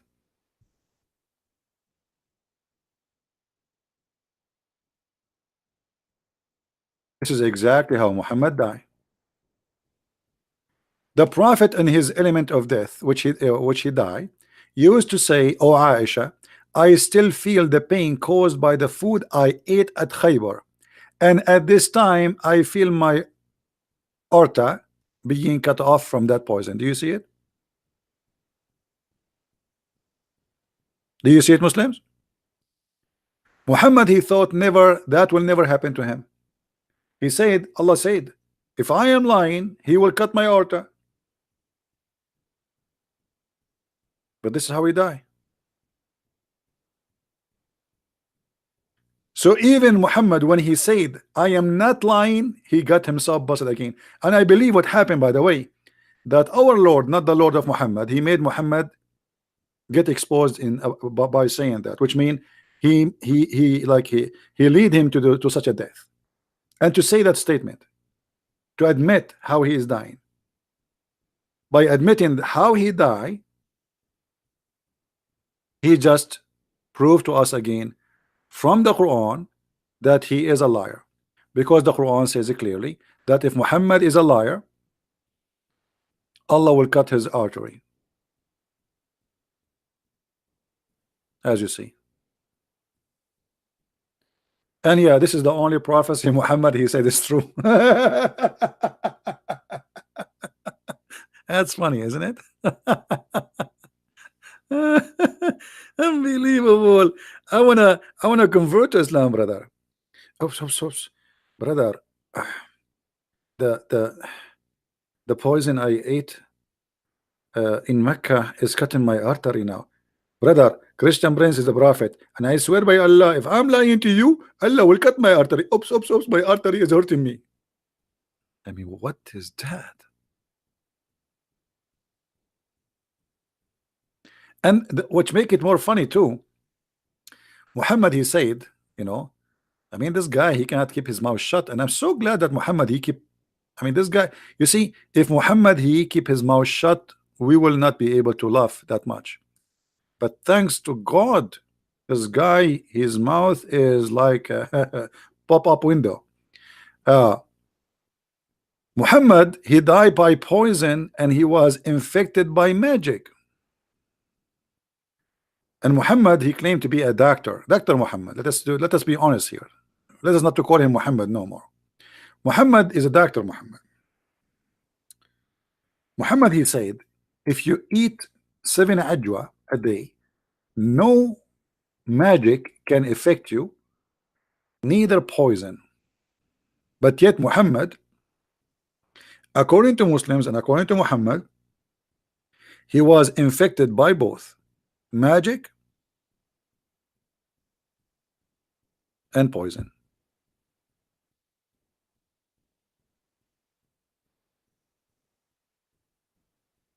Any Abdul?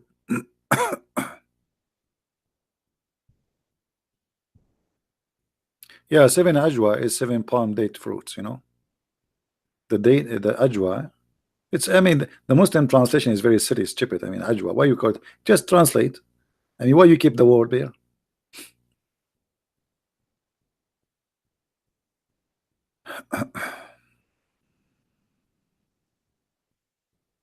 Yeah, we welcome Abdul to debate us, my friend, but at the end of the day, we want people who know what they are talking about. I don't want to waste my time.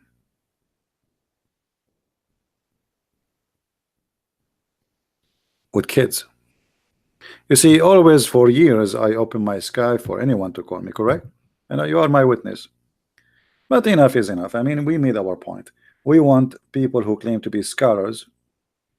And I mean, if you notice when you debate a kid, it's harder than debating someone he is educated, like a sheikh, about Islam, because that one will be responsible for what he say. But a kid, he can say whatever he want. I mean, he can lie as much he want, he can play games. I mean, it's a kid. So for me, it's not worth it. I know that many of you want to maybe have fun, you want to laugh, but for me it's not fun really. Yeah, we want to make you laugh at the Sheikh. That is worth it. Do you remember the debate with this guy? What his name? Sheikh Abdul Wadud. This is a Sheikh. Go and watch it and see what happened. You will cry laughing. Why 686 is important to Muslims? They are not important to Muslims. Those are fabrications. Those numbers all is fabrication, my friend. I mean, look at the disaster we have here. But because they are bankrupt, they fabricate things.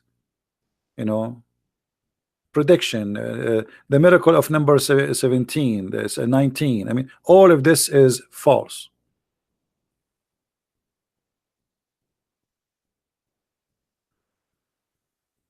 All right.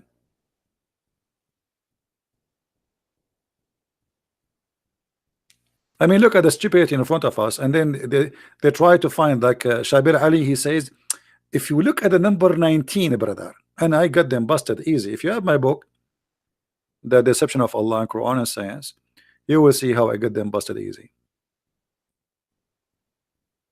But my friend, when somebody is bankrupt, you see, for me, I do not need to look for a number to prove to you Jesus, who is Jesus. I do not need that. But when you have a false, stupid prophet like Muhammad, you are desperate. Sometimes they want to find Muhammad in the Bible because they cannot prove him to be a prophet in the Quran. They cannot prove him to be a prophet in the Hadith. We got them busted so easy. So now what we will do? Suddenly they try to find Muhammad in the Bible, but they make fun of our Bible. They say it's corrupt. It says it's false, and suddenly Muhammad is in the Bible. But look at this. Even that, if you are educated, it's easy to get them busted. Why? Look what the Quran says. Many of you heard that they say that the Bible says that Muhammad is the comforter. Is that correct? But if you go read there, you will see that the comforter is a spirit who will be with us forever. Muhammad is a man, is dead. And not only that, the Quran said that if Jesus speak, when Jesus speak, or he did speak about a prophet, he will come after him. His name is Ahmad. So who is Muhammad?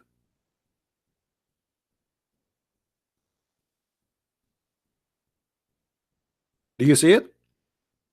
So if the Muslims, they can find something about Jesus speaking about their prophet, it should be Ahmad, not Muhammad, and it should be Jesus saying that. But because they are desperately trying to make anything about their prophet.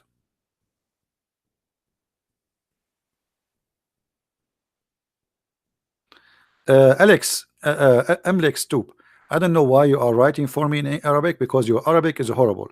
Are you using Google? I mean, how I can answer you with this Arabic?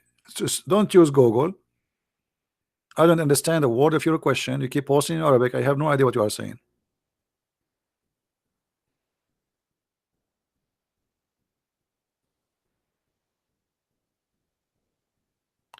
Do we have any Abdul?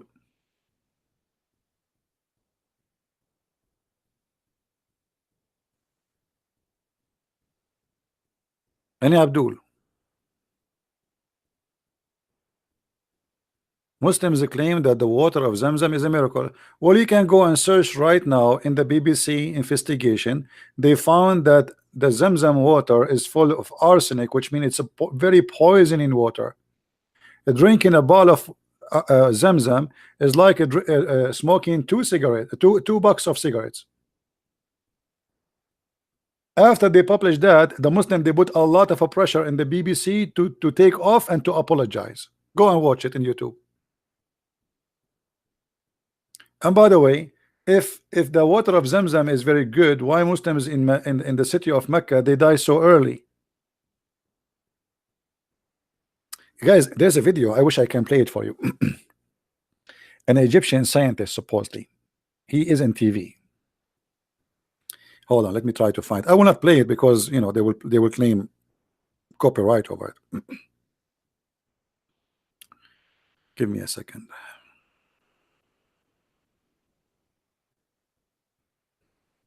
So this Egyptian, he said that the graffiti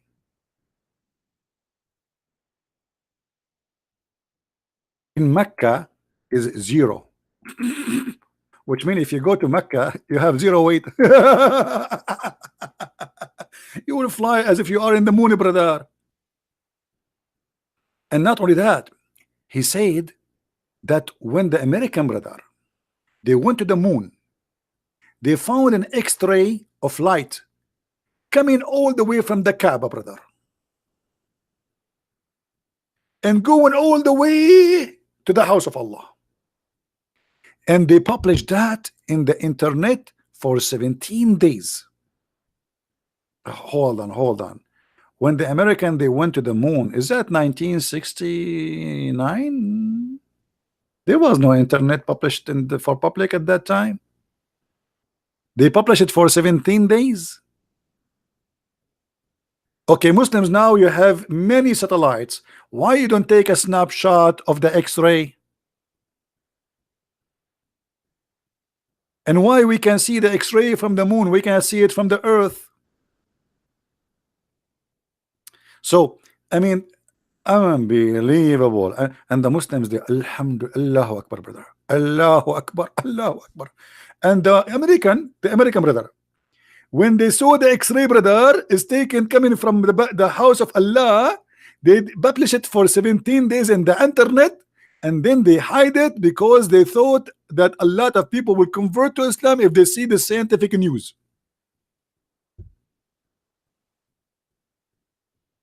Do you see how they deceive each other? Search for this video and you can watch it and you can laugh. You can make a video about it if you want. I mean, if you are a person who have a channel, you like to make videos, you can make a video about them. Get them. I made a video about them long time ago. Lies after lies. This is how they can keep Islam alive, by fooling the fool.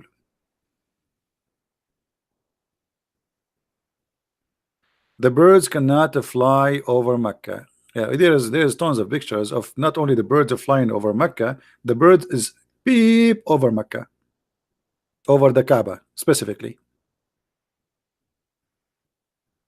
And actually, I post a picture in my Facebook. If you go back to the Facebook, you will see the picture I posted.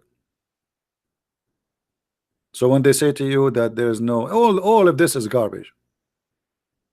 I mean, even the Kaaba was destroyed many times. Al-Qurmuti, he destroyed the Kaaba and he took the black stone from the Kaaba and he was shouting to Allah, says he, Allah, where is your birds, the one who protect the Kaaba? Because remember, in the Quran, there's a chapter, it's called the chapter of the elephant. Alhamdulillah, the Quran is the book of the zoo. I mean, you feel like you are in the zoo book. Even the elephant have a chapter. What is the story about? The chapter of the elephant. That supposedly an army of elephant will come and destroy the Kaaba, brother.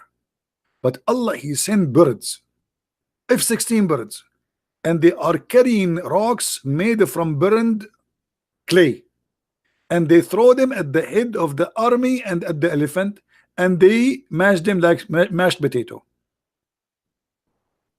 So why the Saudi are buying the F-16 of the American, and what, Allah will protect you.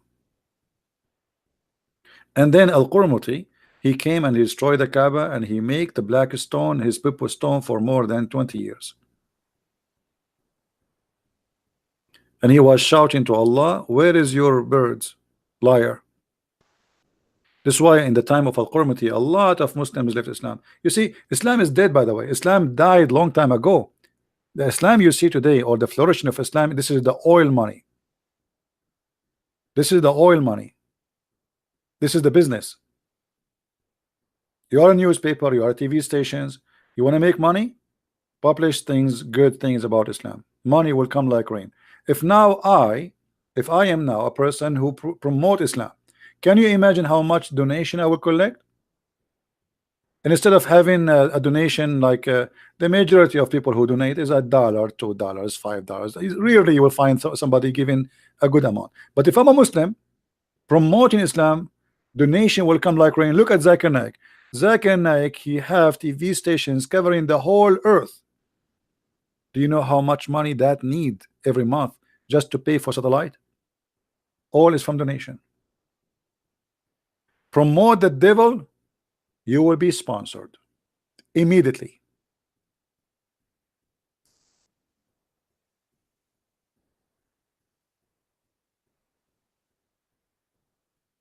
You make a book saying Muhammad is the best prophet and your name is James Thompson, you will make a lot of money from it, right?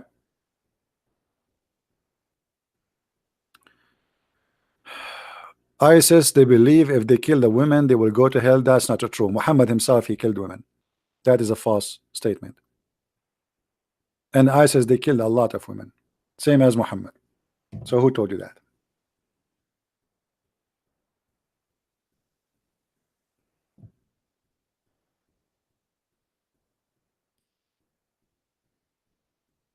The guy who destroyed the Kaaba, obviously he is not a Muslim no more. He is originally he's a Shia. Al-Qurmuti, he is a Shia or from the Shia, but obviously he don't believe in Islam no more. And he was like a communist, like a person who believed that people should own the land and the rights, and nobody should own. There's no kings, there's no princes, there's etc. And you know, Islam is a stupid religion, and he destroyed the Kaaba. And then when the Muslims they wanted to have the black stone back, they have to bribe him. Allah could not get it back. They paid him money to get the black stone back.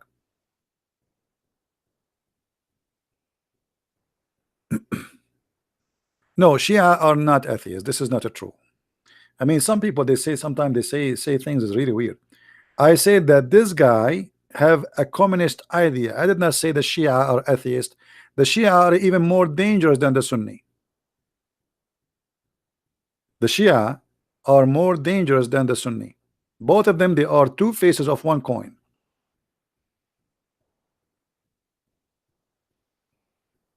The Shia Iran right now, every morning they say death to America, death to Israel before they take their breakfast.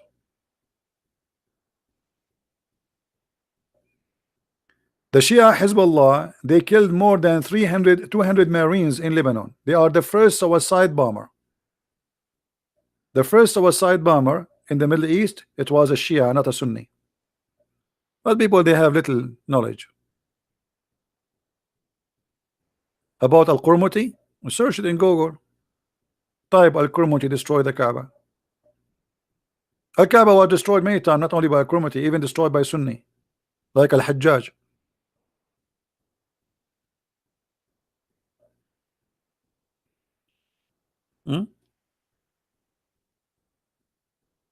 Yeah, the Shia are more dangerous because they play taqiyya more than the Sunni. The Shia in 99 words he say, only one of them is not a lie. Maybe there's a guy, his name Imam Tawhidi. You know Imam Tawhidi? This guy is a train of lies. This guy he don't talk, he lied. You know, because he's a Shia. He tried to present himself that he reject bad things in this is not Islam, brother. This is, you know, but the fact he is evil. Those are more dangerous than the one who say things as it is, because they can fool you. You know what I mean? And this is the point. He became popular, and now people they think, oh, this is the true Islam now. Many of the fool, they've been fooled. This is the whole point.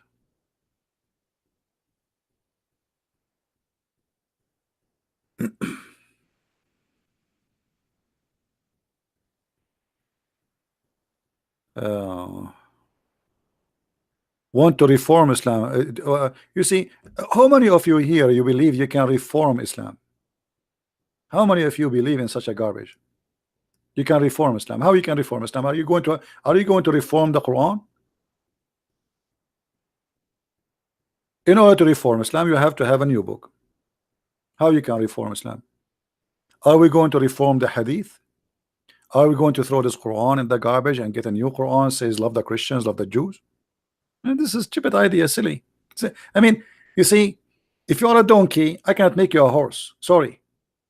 In China, they say he left as a donkey, he never came back as a horse.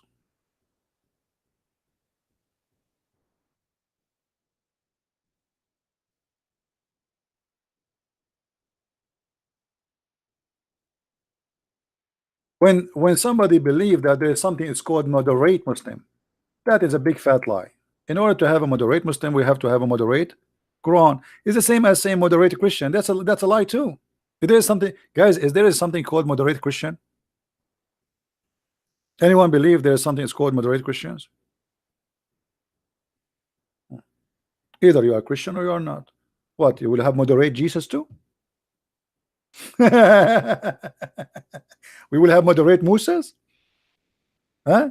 We will have moderate Isaac. We will have moderate. I mean, what is that? Silly, stupid. Human being. Sometime he present the foolishness. I mean, you do not need to explain foolishness. Just open your TV and listen.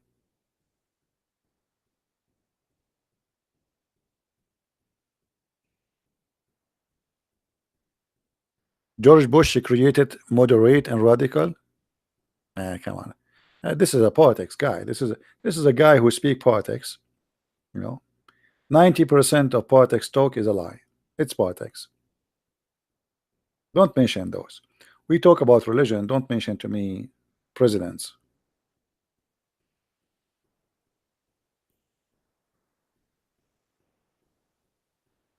Uh,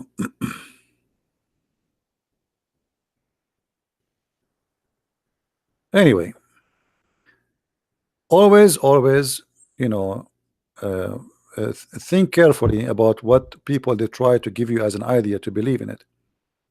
When somebody give you an idea, I mean, use your brain. Don't be a fool. Just accept what people say to you blindly.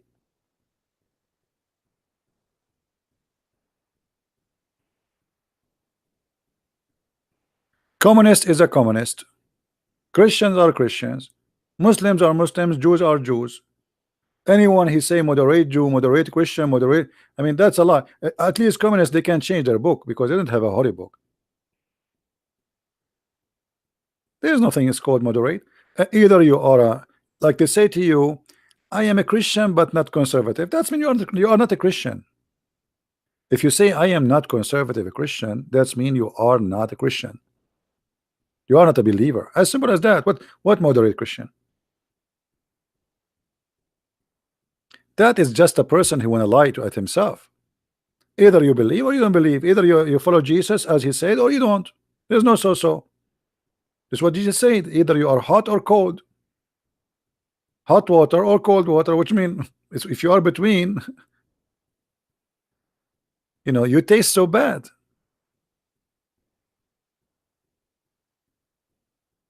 Don't talk politics. Stay in Islam. Islam is politics, by the way.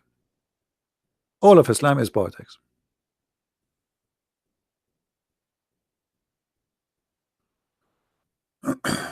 For those who speak Arabic, search a guy, his name Iraqi Shia Sheikh Ahmed Hassan Ali Al-Qabeji.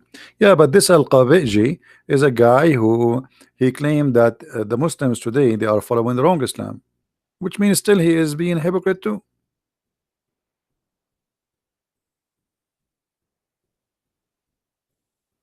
I mean, this guy is playing games. Why you don't say Islam is wrong and that's it? I saw one of his video.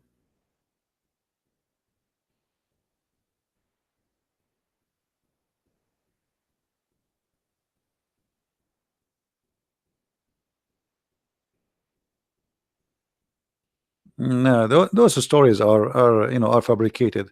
ISIS they will be scared to go by. You see, the Quran says that you killed and you will be killed. How you will be killed, it doesn't matter.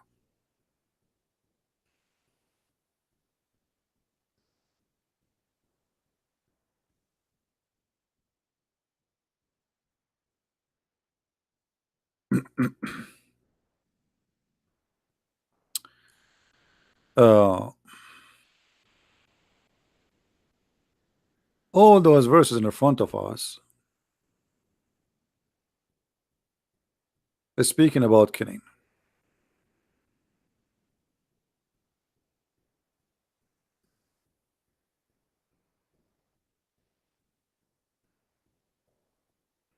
How you die is not really important. by the hand of a female or by the hand of a male. That's stupid.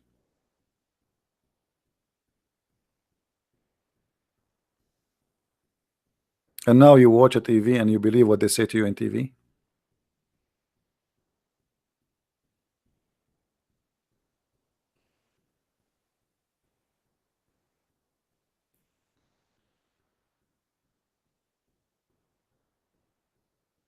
Do we have any Abdul? Anything else?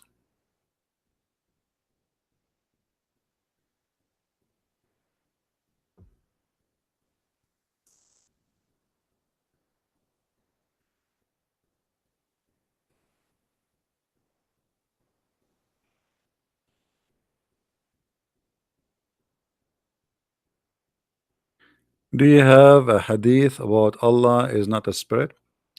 No, it's not about hadith. Actually, for me, I can prove that Allah has a spirit. But Islamic religion believe that he has no spirit. So we have to go by what, when you debate somebody about his belief, you debate him about his belief, not about what you think. Right? Why Muhammad claimed that Allah is not a spirit? Makes sense, especially idea. No, Muhammad, he did not say. You see, the Muslims, Islam is a collection of stupid ideas. It's not just Muhammad saying things. So as an example, where in the Quran it says that Jibreel is the Holy Spirit? Nowhere. But if you ask any Muslim, he will say to you the Holy Spirit is Jibreel. But based on the Quran, there is no way Jibreel is the Holy Spirit, and we can prove that. The same as the Spirit, the same Allah has a spirit or not. But at the end of the day, when you debate somebody about his religion, you don't make your own religion. Say, oh no, I'm going to show you from your Quran that Allah has a spirit, even if you can prove it. Because at the end of the day, you are debating him about what he believes, not what it is. Do you understand me?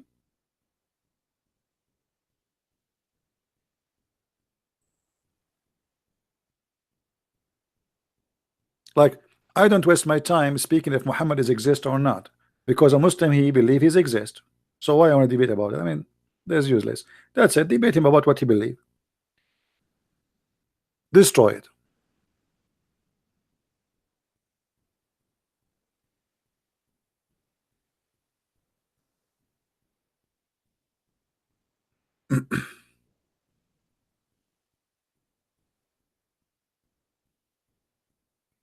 Just search right now in Google, you will see this is the fatwa, the Muslim fatwa, that Allah is not a spirit.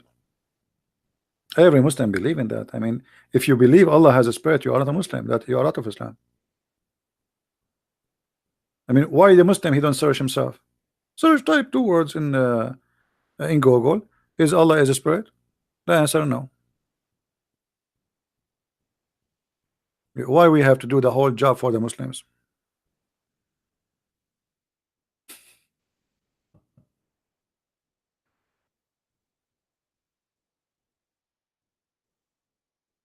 But I'm sure many of you witness me debating Muslims, and we ask them this question: is Allah a spirit? They say yes in the beginning. After we spank them here and there, they go and they come back and they say, sorry, I was mistaken. Allah isn't a spirit. This is an Islamic official website from Saudi Arabia by Sheikh Salih Al-Munjid. Islam question and answer. Sheikh Salih Al-Munjid, very well known Sunni cleric. He is debating with the Christians, and he is asking, does God has a spirit, which means Allah?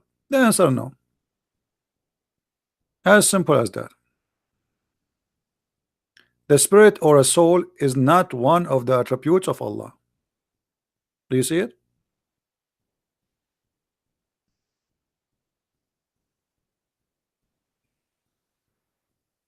So this is what they believe. Allah has no spirit. He is just a physical being.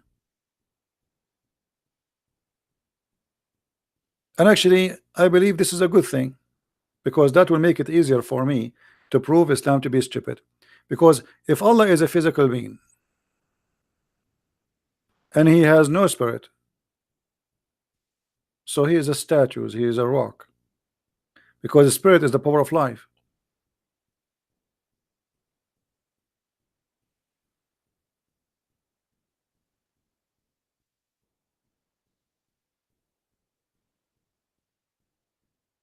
Elena asking, is there's hadith about well, there's many hadith about those, about Muhammad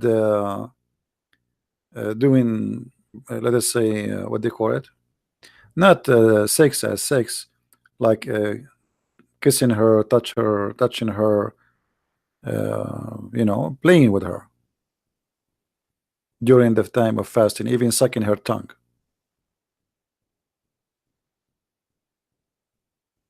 Yeah.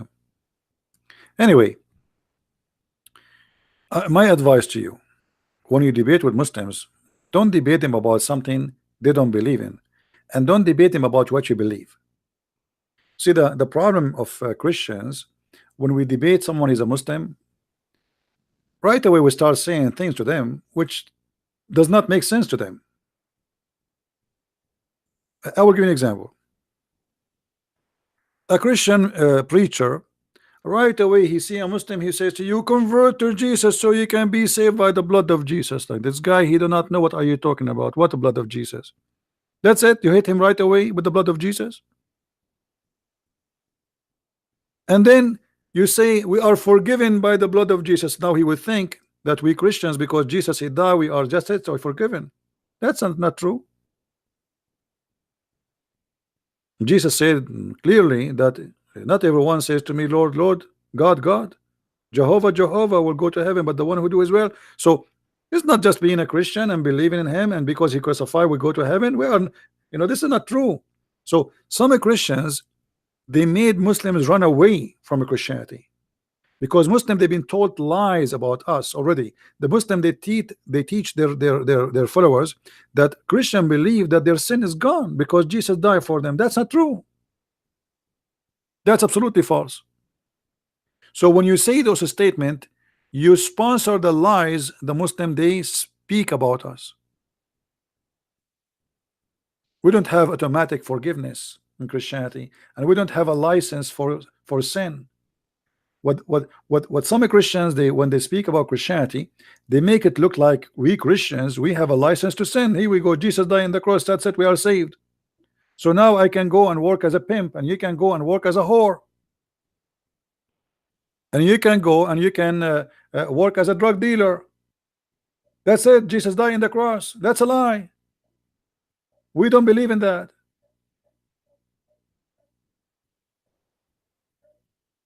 So Christians have to learn how to speak to somebody, especially like Muslims.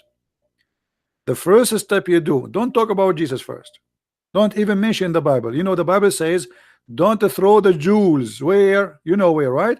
So you have to be careful. First of all, don't speak about a holy book in front of somebody. He will not respect it. The first thing you do, you format the computer. The Muslim have a computer. He have a lot of false information. So you have to destroy those information in his head. After you destroy it, now he is ready to receive. Before that, you are wasting your time.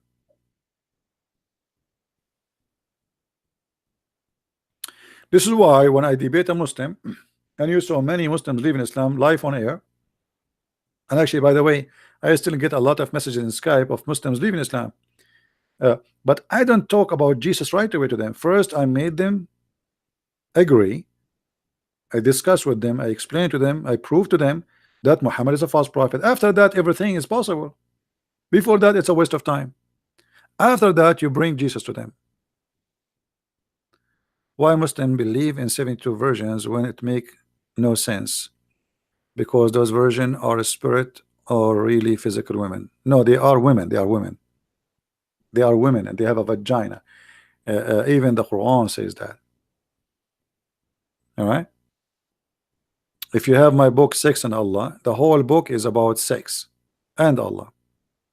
So those are not spirits, and this is additional problem.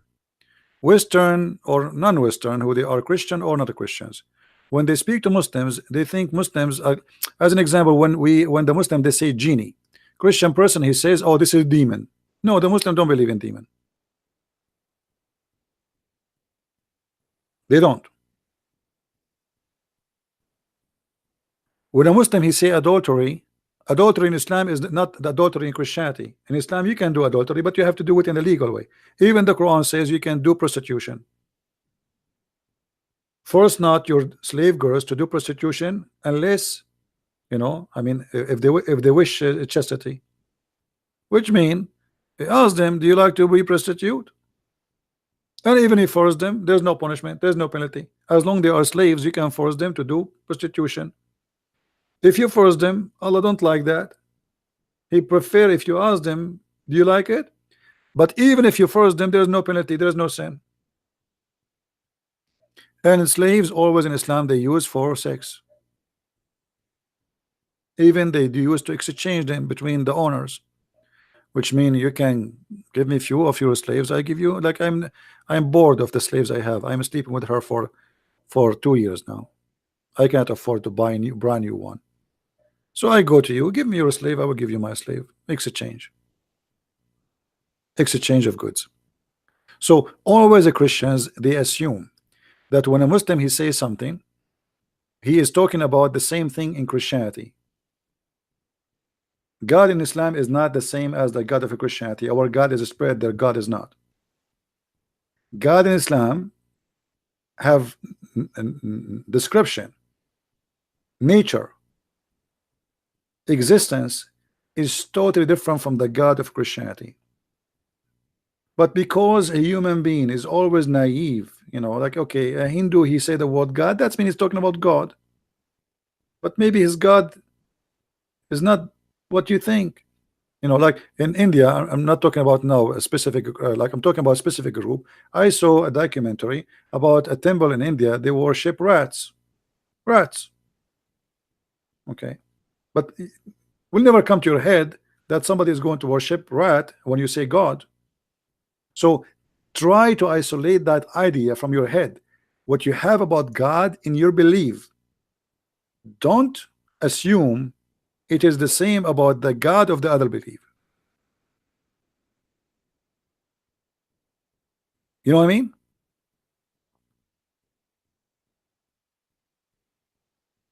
They say genie, we say demon. But demon are not genie. Christians they go to their churches and then they will find right away a priest is deceiving them by saying that Arab are from Ishmael. How you come to that? Copy paste. I never saw a church don't say that. All the churches they say Arab are from Ishmael. Did you ever ask the priest where you get from?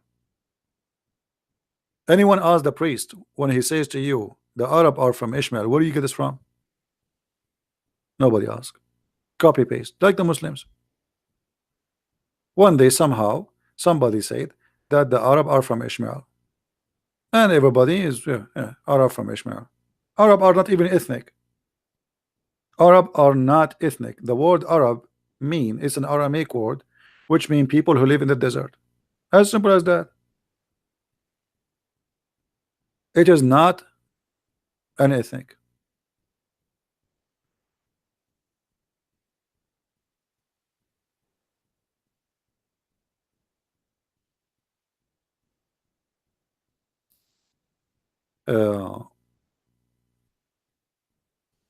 But anyway, we have an illness in the society of copy paste. Yeah, Osama Dagdog translation. I did not read all of it, but I believe is good.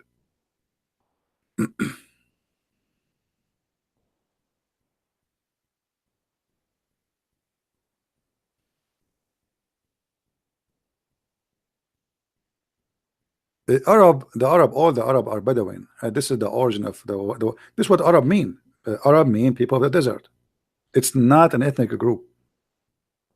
Whoever live in that desert, he is an Arab.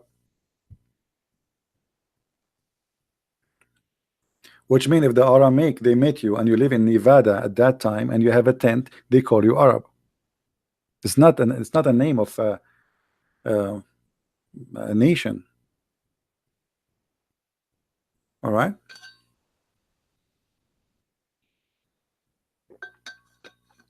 Even Arabic is not exist as a language we have it today.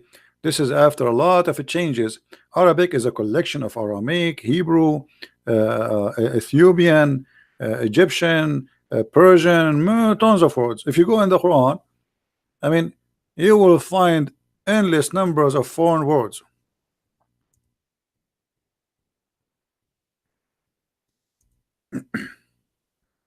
But if you do not know, you do not know.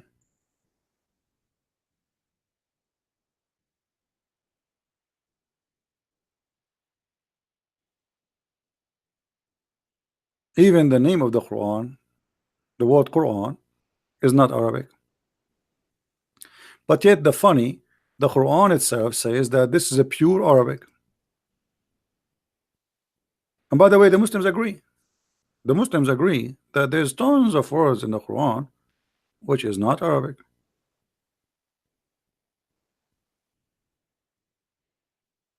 And they explain that, okay, well, there's many words in the Quran are not Arabic, but the reason, but that will not make the Quran not Arabic still, because still the majority of the word are Arabic. But the fact Arabic language does not exist. Everything you see in front of you, maybe 80 to 90% is Aramaic, coming from the Aramaic.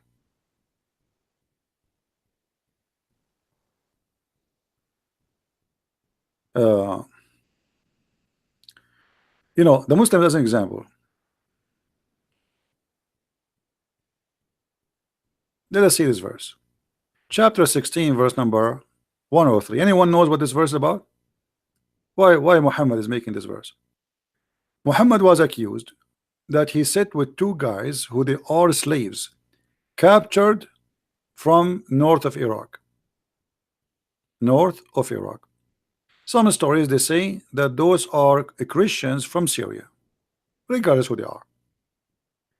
They accuse him that Muhammad is learning from them and copying what they say, and he said the Quran, which means the Quran is made by those two. So Muhammad, in order to answer them, look what he said. We know certainly, they say, that this is only human instructed him, and if you go to the details you will see the names of those people. And they say, and now Muhammad is refuting them, says, but those two slaves don't speak pure Arabic, while the Quran is a pure Arabic. What a funny answer. You do not need them to speak pure Arabic to make pure Arabic Quran. If you are an Arab, you listen to them, you make the story in Arabic, as simple as that. You know what I mean? Let us say an Indian guy who speak broken Arabic, and he told me a story. Can't I make it in a good Arabic story? You can, because your language is better than mine. Aramaic and Arabic are not sister language. That's a lie. There's nothing is called Arabic language. Actually, I believe strongly that the first Quran never written in Arabic. It was in Aramaic.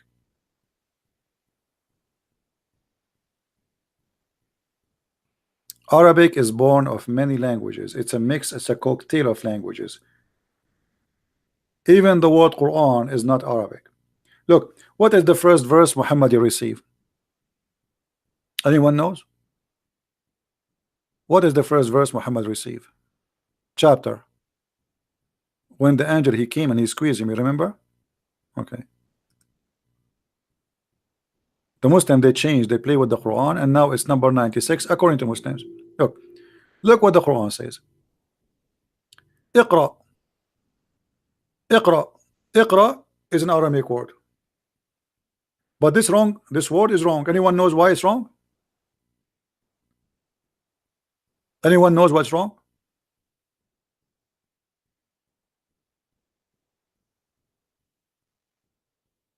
Who knows?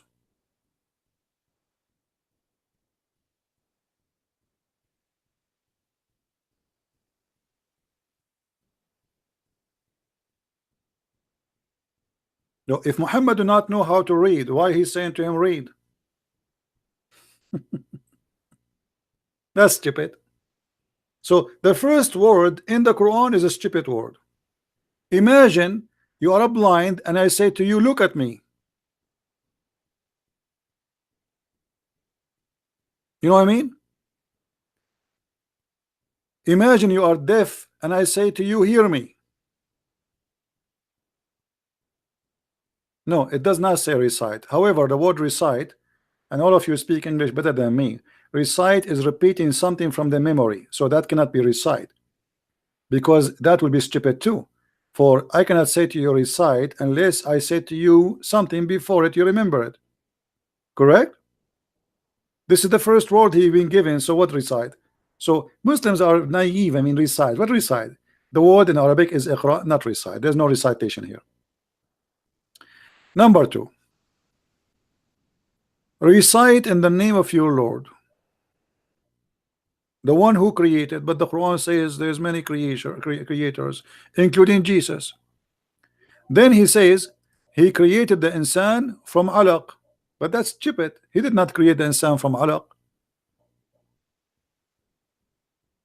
Alaq simply that when the human being, when the man have sex with the woman,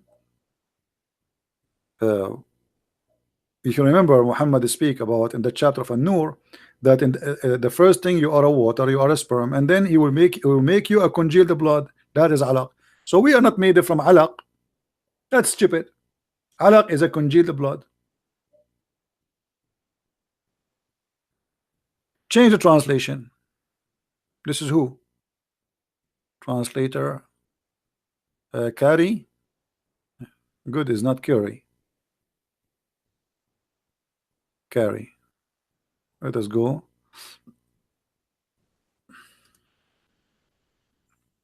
Here we go. Do you see it? That's a stupid mistake. He created the man of a blood clot. Do you see it? So every verse in the Quran is a disaster of stupidity. And look, here we change the translator. Look what happened. This guy, he's saying recite. That is stupid, right? We explain to you why. Because the word recite is repeating something in your memory. Same time, let us change it. Let us give it all the options. Repeat, repeat. Forget about recite, forget about read. But isn't it the story in the hadith says, Muhammad, he says, I cannot recite, or I cannot read, or I cannot repeat. That would be stupid. Why I will say I cannot repeat? By saying the word repeat, you just repeat. Just to make it simple for you.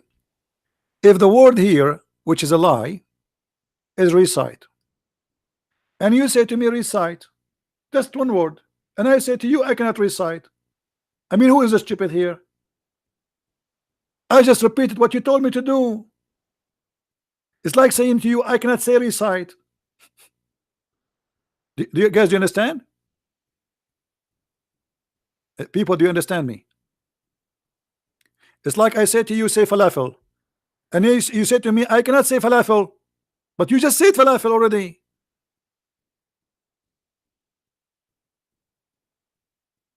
Do you understand? I'm just trying to make it simple for you.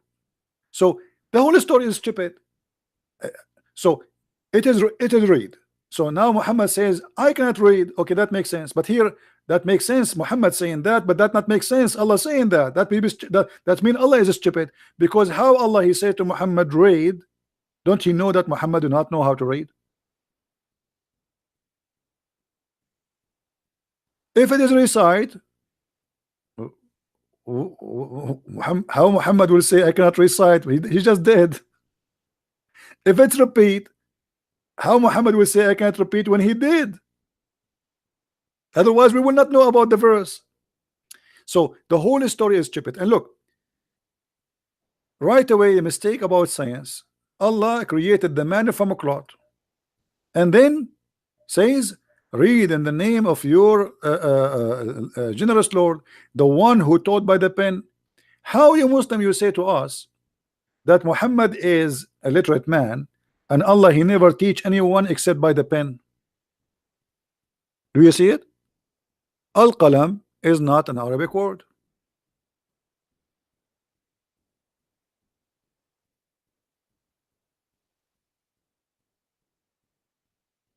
And how Allah He taught by the pen?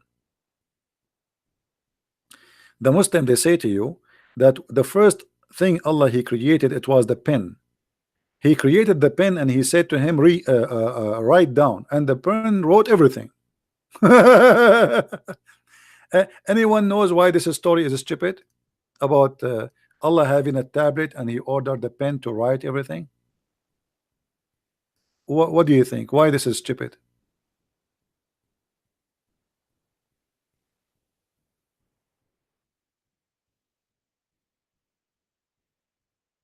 Allah He wrote a tablet. Go to chapter 82, 85, verse number 22. Allah He wrote a tablet and He guarded the tablet. Now, why Allah He need a tablet? Why we need a book? Why me and you we have a book?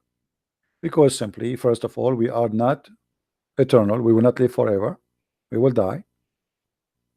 Number two, we don't have absolute memory. We suffer from memory loss. Regardless if you are young or old, doesn't matter. There's no way you can remember anything. I mean, all the time.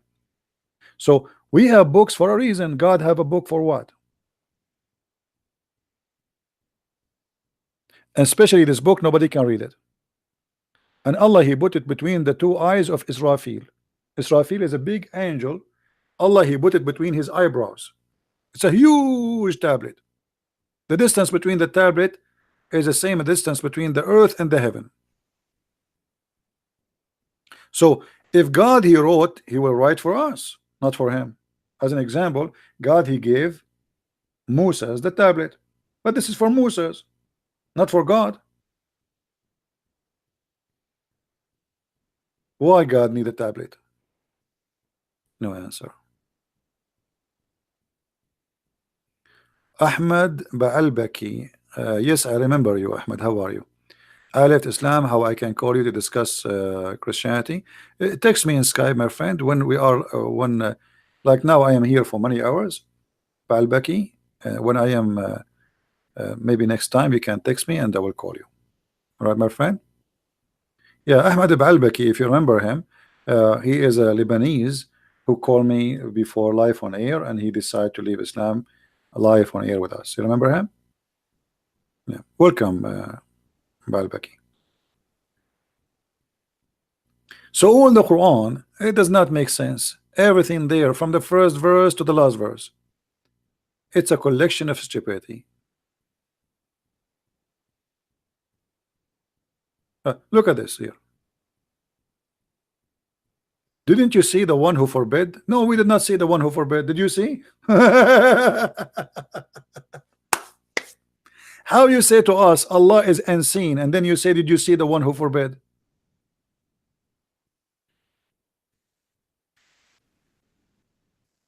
I mean, stupidity is beyond imagination sometimes. And to be honest with you, one of the reasons I don't really associate too much with many people, because when I sit with them, I found myself I belong to different galaxy. I hate stupidity. I cannot take it. Actually, I fear it. Because it's like it's a pain for my brain. It's an insult for my existence. Human being, he being given a gift. It's called a brain, but nobody want to use it. Read, think deeply. Don't be just a person who read like Bismillah. Read and laugh.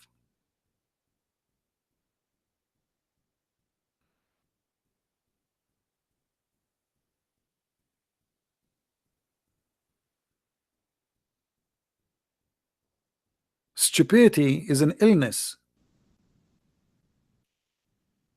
and we can fight this illness if you decide to use your brain. But many of us, we are lazy. We don't want to. We want somebody else to use his brain.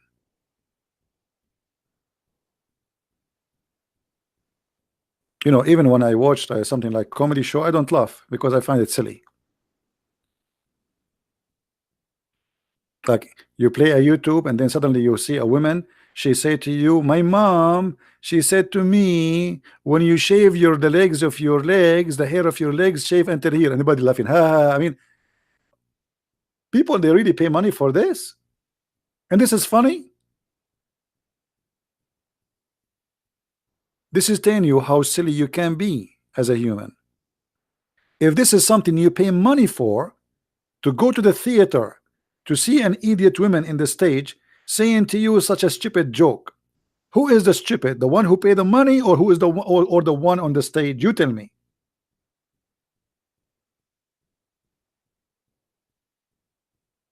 Islam is no different. This is why Islam it can find its place between the stupid ones.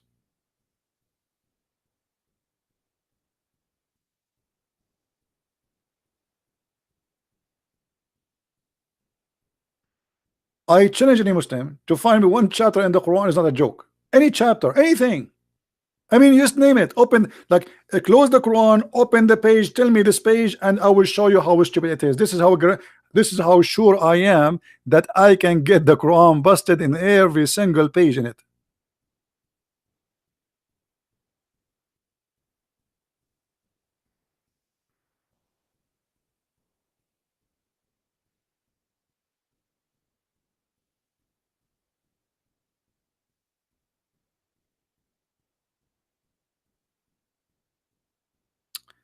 Anyway, uh, I hope that's what we do here is a very good education for people. Netanyahu is elected. I think my personally, I don't like Netanyahu because I believe he's a corrupt person.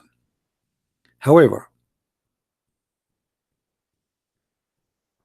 better than having somebody from the left in Israel. If the left took over, they will give Jerusalem to the Muslims.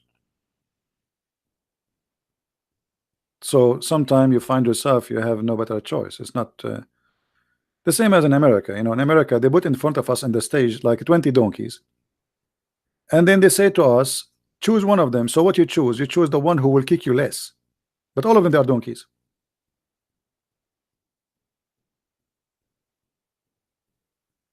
So maybe he is for now the best for Israel, but he is not the best, not for me. The best between those who they are going for election. Israel need a real leader, brave man, a man who can be the new, like let us say a brave like David. Those guys are politicians. Everything is for sale, compromise. Look at them. They give the desert of Sinai to Egyptian. What they got from that? Nothing. A piece of paper says peace. Hey, nice to meet you. Soon the Egyptian will be stronger than you and they will attack you. They give the East Bank to what is called Palestinian. What they got from that? Nothing. And by giving the land to the Egyptian, now the people of Gaza, they smuggle, the Egyptian, I mean, they open for them the land to smuggle all the weapon they want. So what you did, I mean, stupid. So you keep giving land after land after land until you find that you have nothing except a farm, little farm. This is what stupid politics they do. Real leaders of Israel, they will not give an inch. This is their land. Even the Quran in chapter 5 verse number 21 says this is the land of the Jews. Is that right?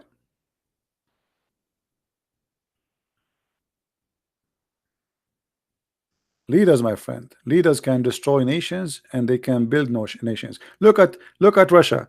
When Putin he took over Russia, the Russian people, poor people, they were suffering badly. Russian women, they became sex toys for sale, sadly, just because of having bad leaders before them. Putin came and look at Russia now. The Russian, which is supposedly coming from out of a communist, now they have more billionaires than anyone in the world. Very rich country. Leader can destroy. Look at Trump. Trump, he took the office, the country was going down. Now the economy is going up so fast. What happened? It's the same country, just change the leader. So there's many kingdoms, they've been destroyed because of their stupid kings, and there's many kingdoms they establish because they have a smart one. Sadly, in the West, most of people, they don't go by media, TV. I mean, there's good people there, they can be perfect for you to be a ruler, but they will not be there because they don't have the money. You have to be sponsored by the power of the devil to be there.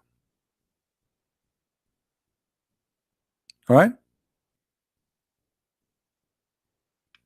What about Jesus is the leader of the whole world, my friend?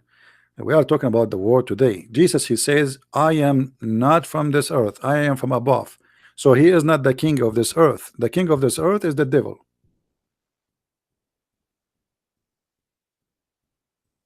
All right.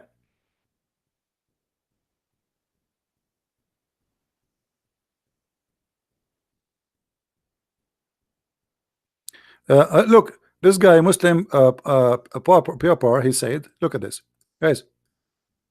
Just to give you an example of the Muslims intelligence. CP, don't lie. The Holy Land was given to Abraham, and this is descendant Arab, her descendant of Abraham, same as the children of Israel. That's stupid of you, because the Quran never says that the Holy Land was given to Abraham. You must be a fool and eating too much hashish. I am even showing you the verse in the Quran, you idiot. I mean, look at them. They say to me, you are a liar, when I am showing them the Quran. Can you show me the verse in the Quran saying that Allah, he gave the Holy Land to Abraham? Here we go. I'm here for you. I will give you, you know what? I will give you 10,000 years from now. Give me the verse. This is the Quran, chapter 5, verse number 20-21. Allah, he ordered Moses to go and attack the land, and he called it the Holy Land. Are you there, Abdul? Look what will happen now. He will put his nose behind his toes and he will say, I don't hear you, I'm deaf. Secondly, how Abraham is the father of the Arab, even if even your book says that Ishmael, he learned Arabic at the age of 11. Which means there was Arab before him. So how he can be the father of the Arab, you donkey? And not only that, another surprise. According to Muslim books, Ishmael, he did marry from the tribe of Jahm, but Jahm are the enemy of Muhammad. So how he married from the tribe of Jahm, who they are the enemy of the tribe of Muhammad, and they are the father of Muhammad?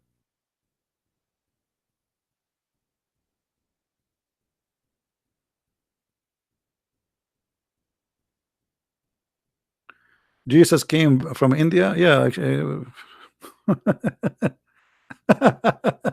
Jesus came from India. No problem. Any Abdul? Are you there, Muslim rapper, whatever your name? What happened to Abraham's story?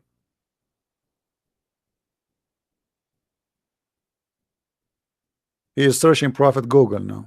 How Google can help him. Same time, Ishmael. Okay, guys, let me show you the stupidity here. I am an Arab. I will marry a Chinese woman, or a German woman, or a French woman. Okay, let us do this. So, if I am an Arab and I marry a Chinese, my son will be German. This is what they claim. Ishmael, Ishmael is a son of who?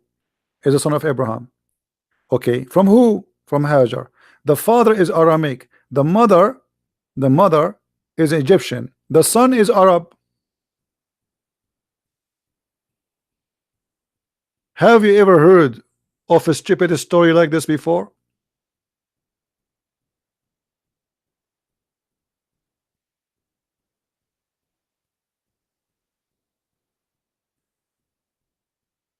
Hmm?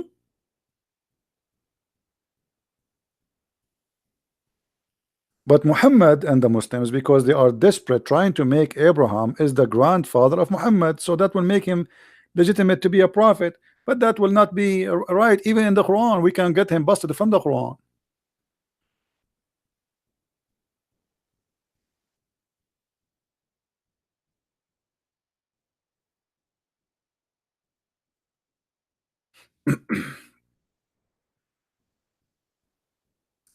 Let us see.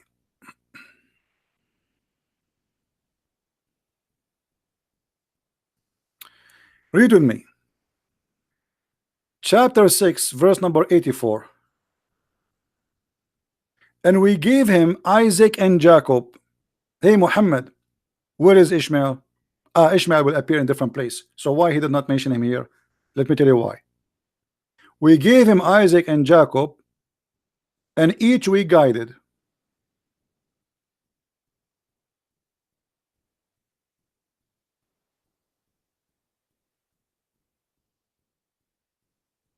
Why Ishmael is not mentioned? Muhammad at that time, he was trying to be hypocrite to the Jews. He knew that the Jews don't care for Ishmael. So okay, okay, here we go. I sponsor Isaac. I sponsor Jacob. All right, no problem. Muhammad.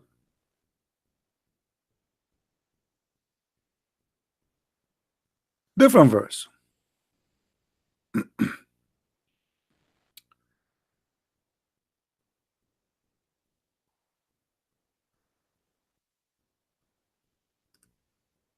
Another bust. Chapter 29, the chapter of the spider, the zoo again. And we gave him Isaac and Jacob, and we appointed prophethood from his seeds. Look at the funny translation. Do you see it? Which seed, guys, he mentioned here in the verse? Anyone notice what seed he mentioned? What the seeds? The verse is so clear, is it? What is the seed of prophethood? Isaac and Jacob. From those is the prophethood. So how Muhammad is a prophet? Even if you claim he is from Ishmael.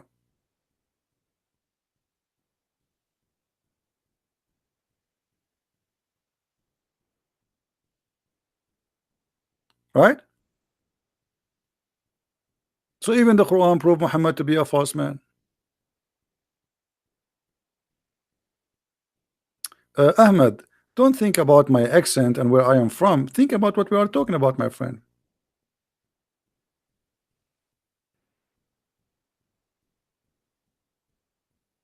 Do you see it, guys? Even the Quran confirm that the prophethood is have to be from the Jews. Yes, from Abraham, but Isaac and Jacob. Where is Ishmael? What happened? Remember, Ishmael is the elder, right? So we should mention Ishmael first, actually. Is that clear? There's no reason to drop Ishmael.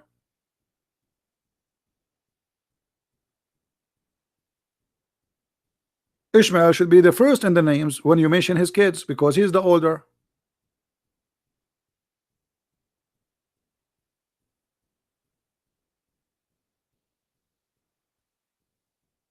So don't make them fool you. Even the Christian ministers who say to you the Arab are from Ishmael, he is a fool. The one who says that to you, like the Bible says, don't say to a person who a fool, because that's wrong. But if he's a fool, we have the right to say it. That's foolish. Don't say fool when it's not right. But if somebody is saying foolishness, he's a fool. So don't listen to them when they say that. This is for the propaganda of Islam, for the benefit of Islam. Muhammad is not from Ishmael. This is number one. Ishmael is not an Arab. This is number two. And if I marry someone, a woman, she is from different ethnic, that will make my children from that ethnic. That means Musa himself is an Arab, or he is a Bedouin. Isn't it Musa he marry a woman from the Bedouin? Is that true, guys? Why nobody says the children of Musa are Arab?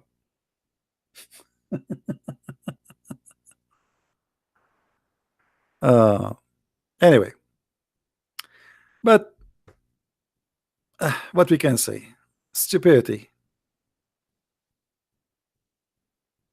Stupidity. Anyway, guys, be nice to our visitors, please. Don't insult them. There's no need to say somebody you are, etc.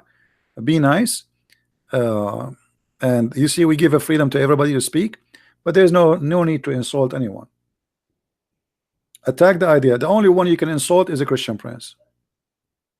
Anyone will insult anyone in the text, even if he's a Muslim. You force me to block you. We are not here like a bunch of kids throwing rocks. We are debating a topic and we are teaching.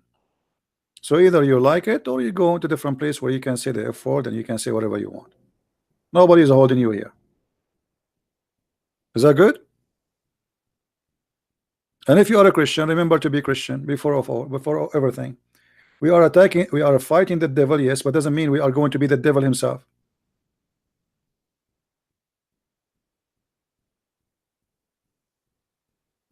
So talk as a Christian, remember to be Christians, and be present Christianity to people, being rude. And you see, for me, people, they say sometimes you are rude, but I mean the topic is bad and people lie, and people, they try to lie to you and try to deceive you, and you are fighting the lies. I'm not fighting the person, we are fighting the devil. And I cannot be nice with the devil, but I am saying to you, when somebody he come, he is new, he don't know what we are talking about, he is learning, he is rejecting, there is no need to call names.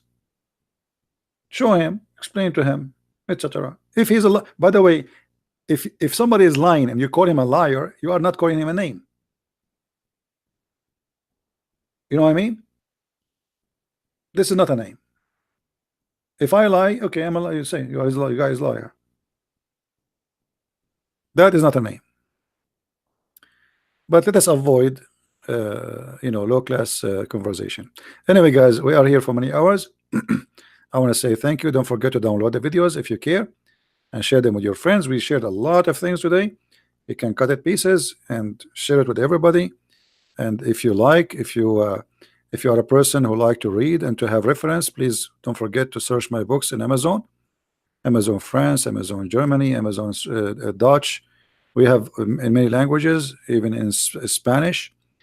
Our book in Spanish is published already in Dutch, Swedish, French, and soon Portuguese. We encourage people to read and to earn knowledge. There's one thing, never grow old. That is your knowledge. Your face will grow old, your health will grow old, but there's something you will be happy to grow. That is your wisdom. So always seek knowledge, my friend. Learn, because this is the only thing make us different from animals. Otherwise, we are the same. We eat, we drink, we sleep, and we die. But knowledge is wisdom, and those who have wisdom, they will make right decisions in their life. So collect wisdom as much as you can, and trust me, the more you learn, when you go and sit with people, they will respect you, because your wisdom will speak, your knowledge will speak. People will notice right away that you are different. You are not just an additional person in the chair sitting there. Your knowledge will speak. People will listen immediately. They will notice that this is different. This is something we did not hear before. So knowledge will give you really a place you never have before. Wherever you go, it doesn't matter what country you travel to. Look at me. I am a person who is English even is not good, but you are listening to me because I have knowledge. If I have none, even one of you will sit and waste a minute listening to me. Why even you want to read my books?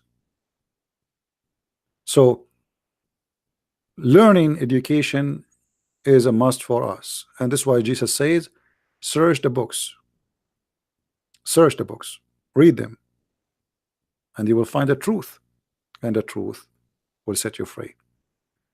With the wisdom of my Lord, I leave you in peace, and peace will give you if you ask for it. Christ is Lord, Islam is false. And see you soon again. Take care. Bye bye.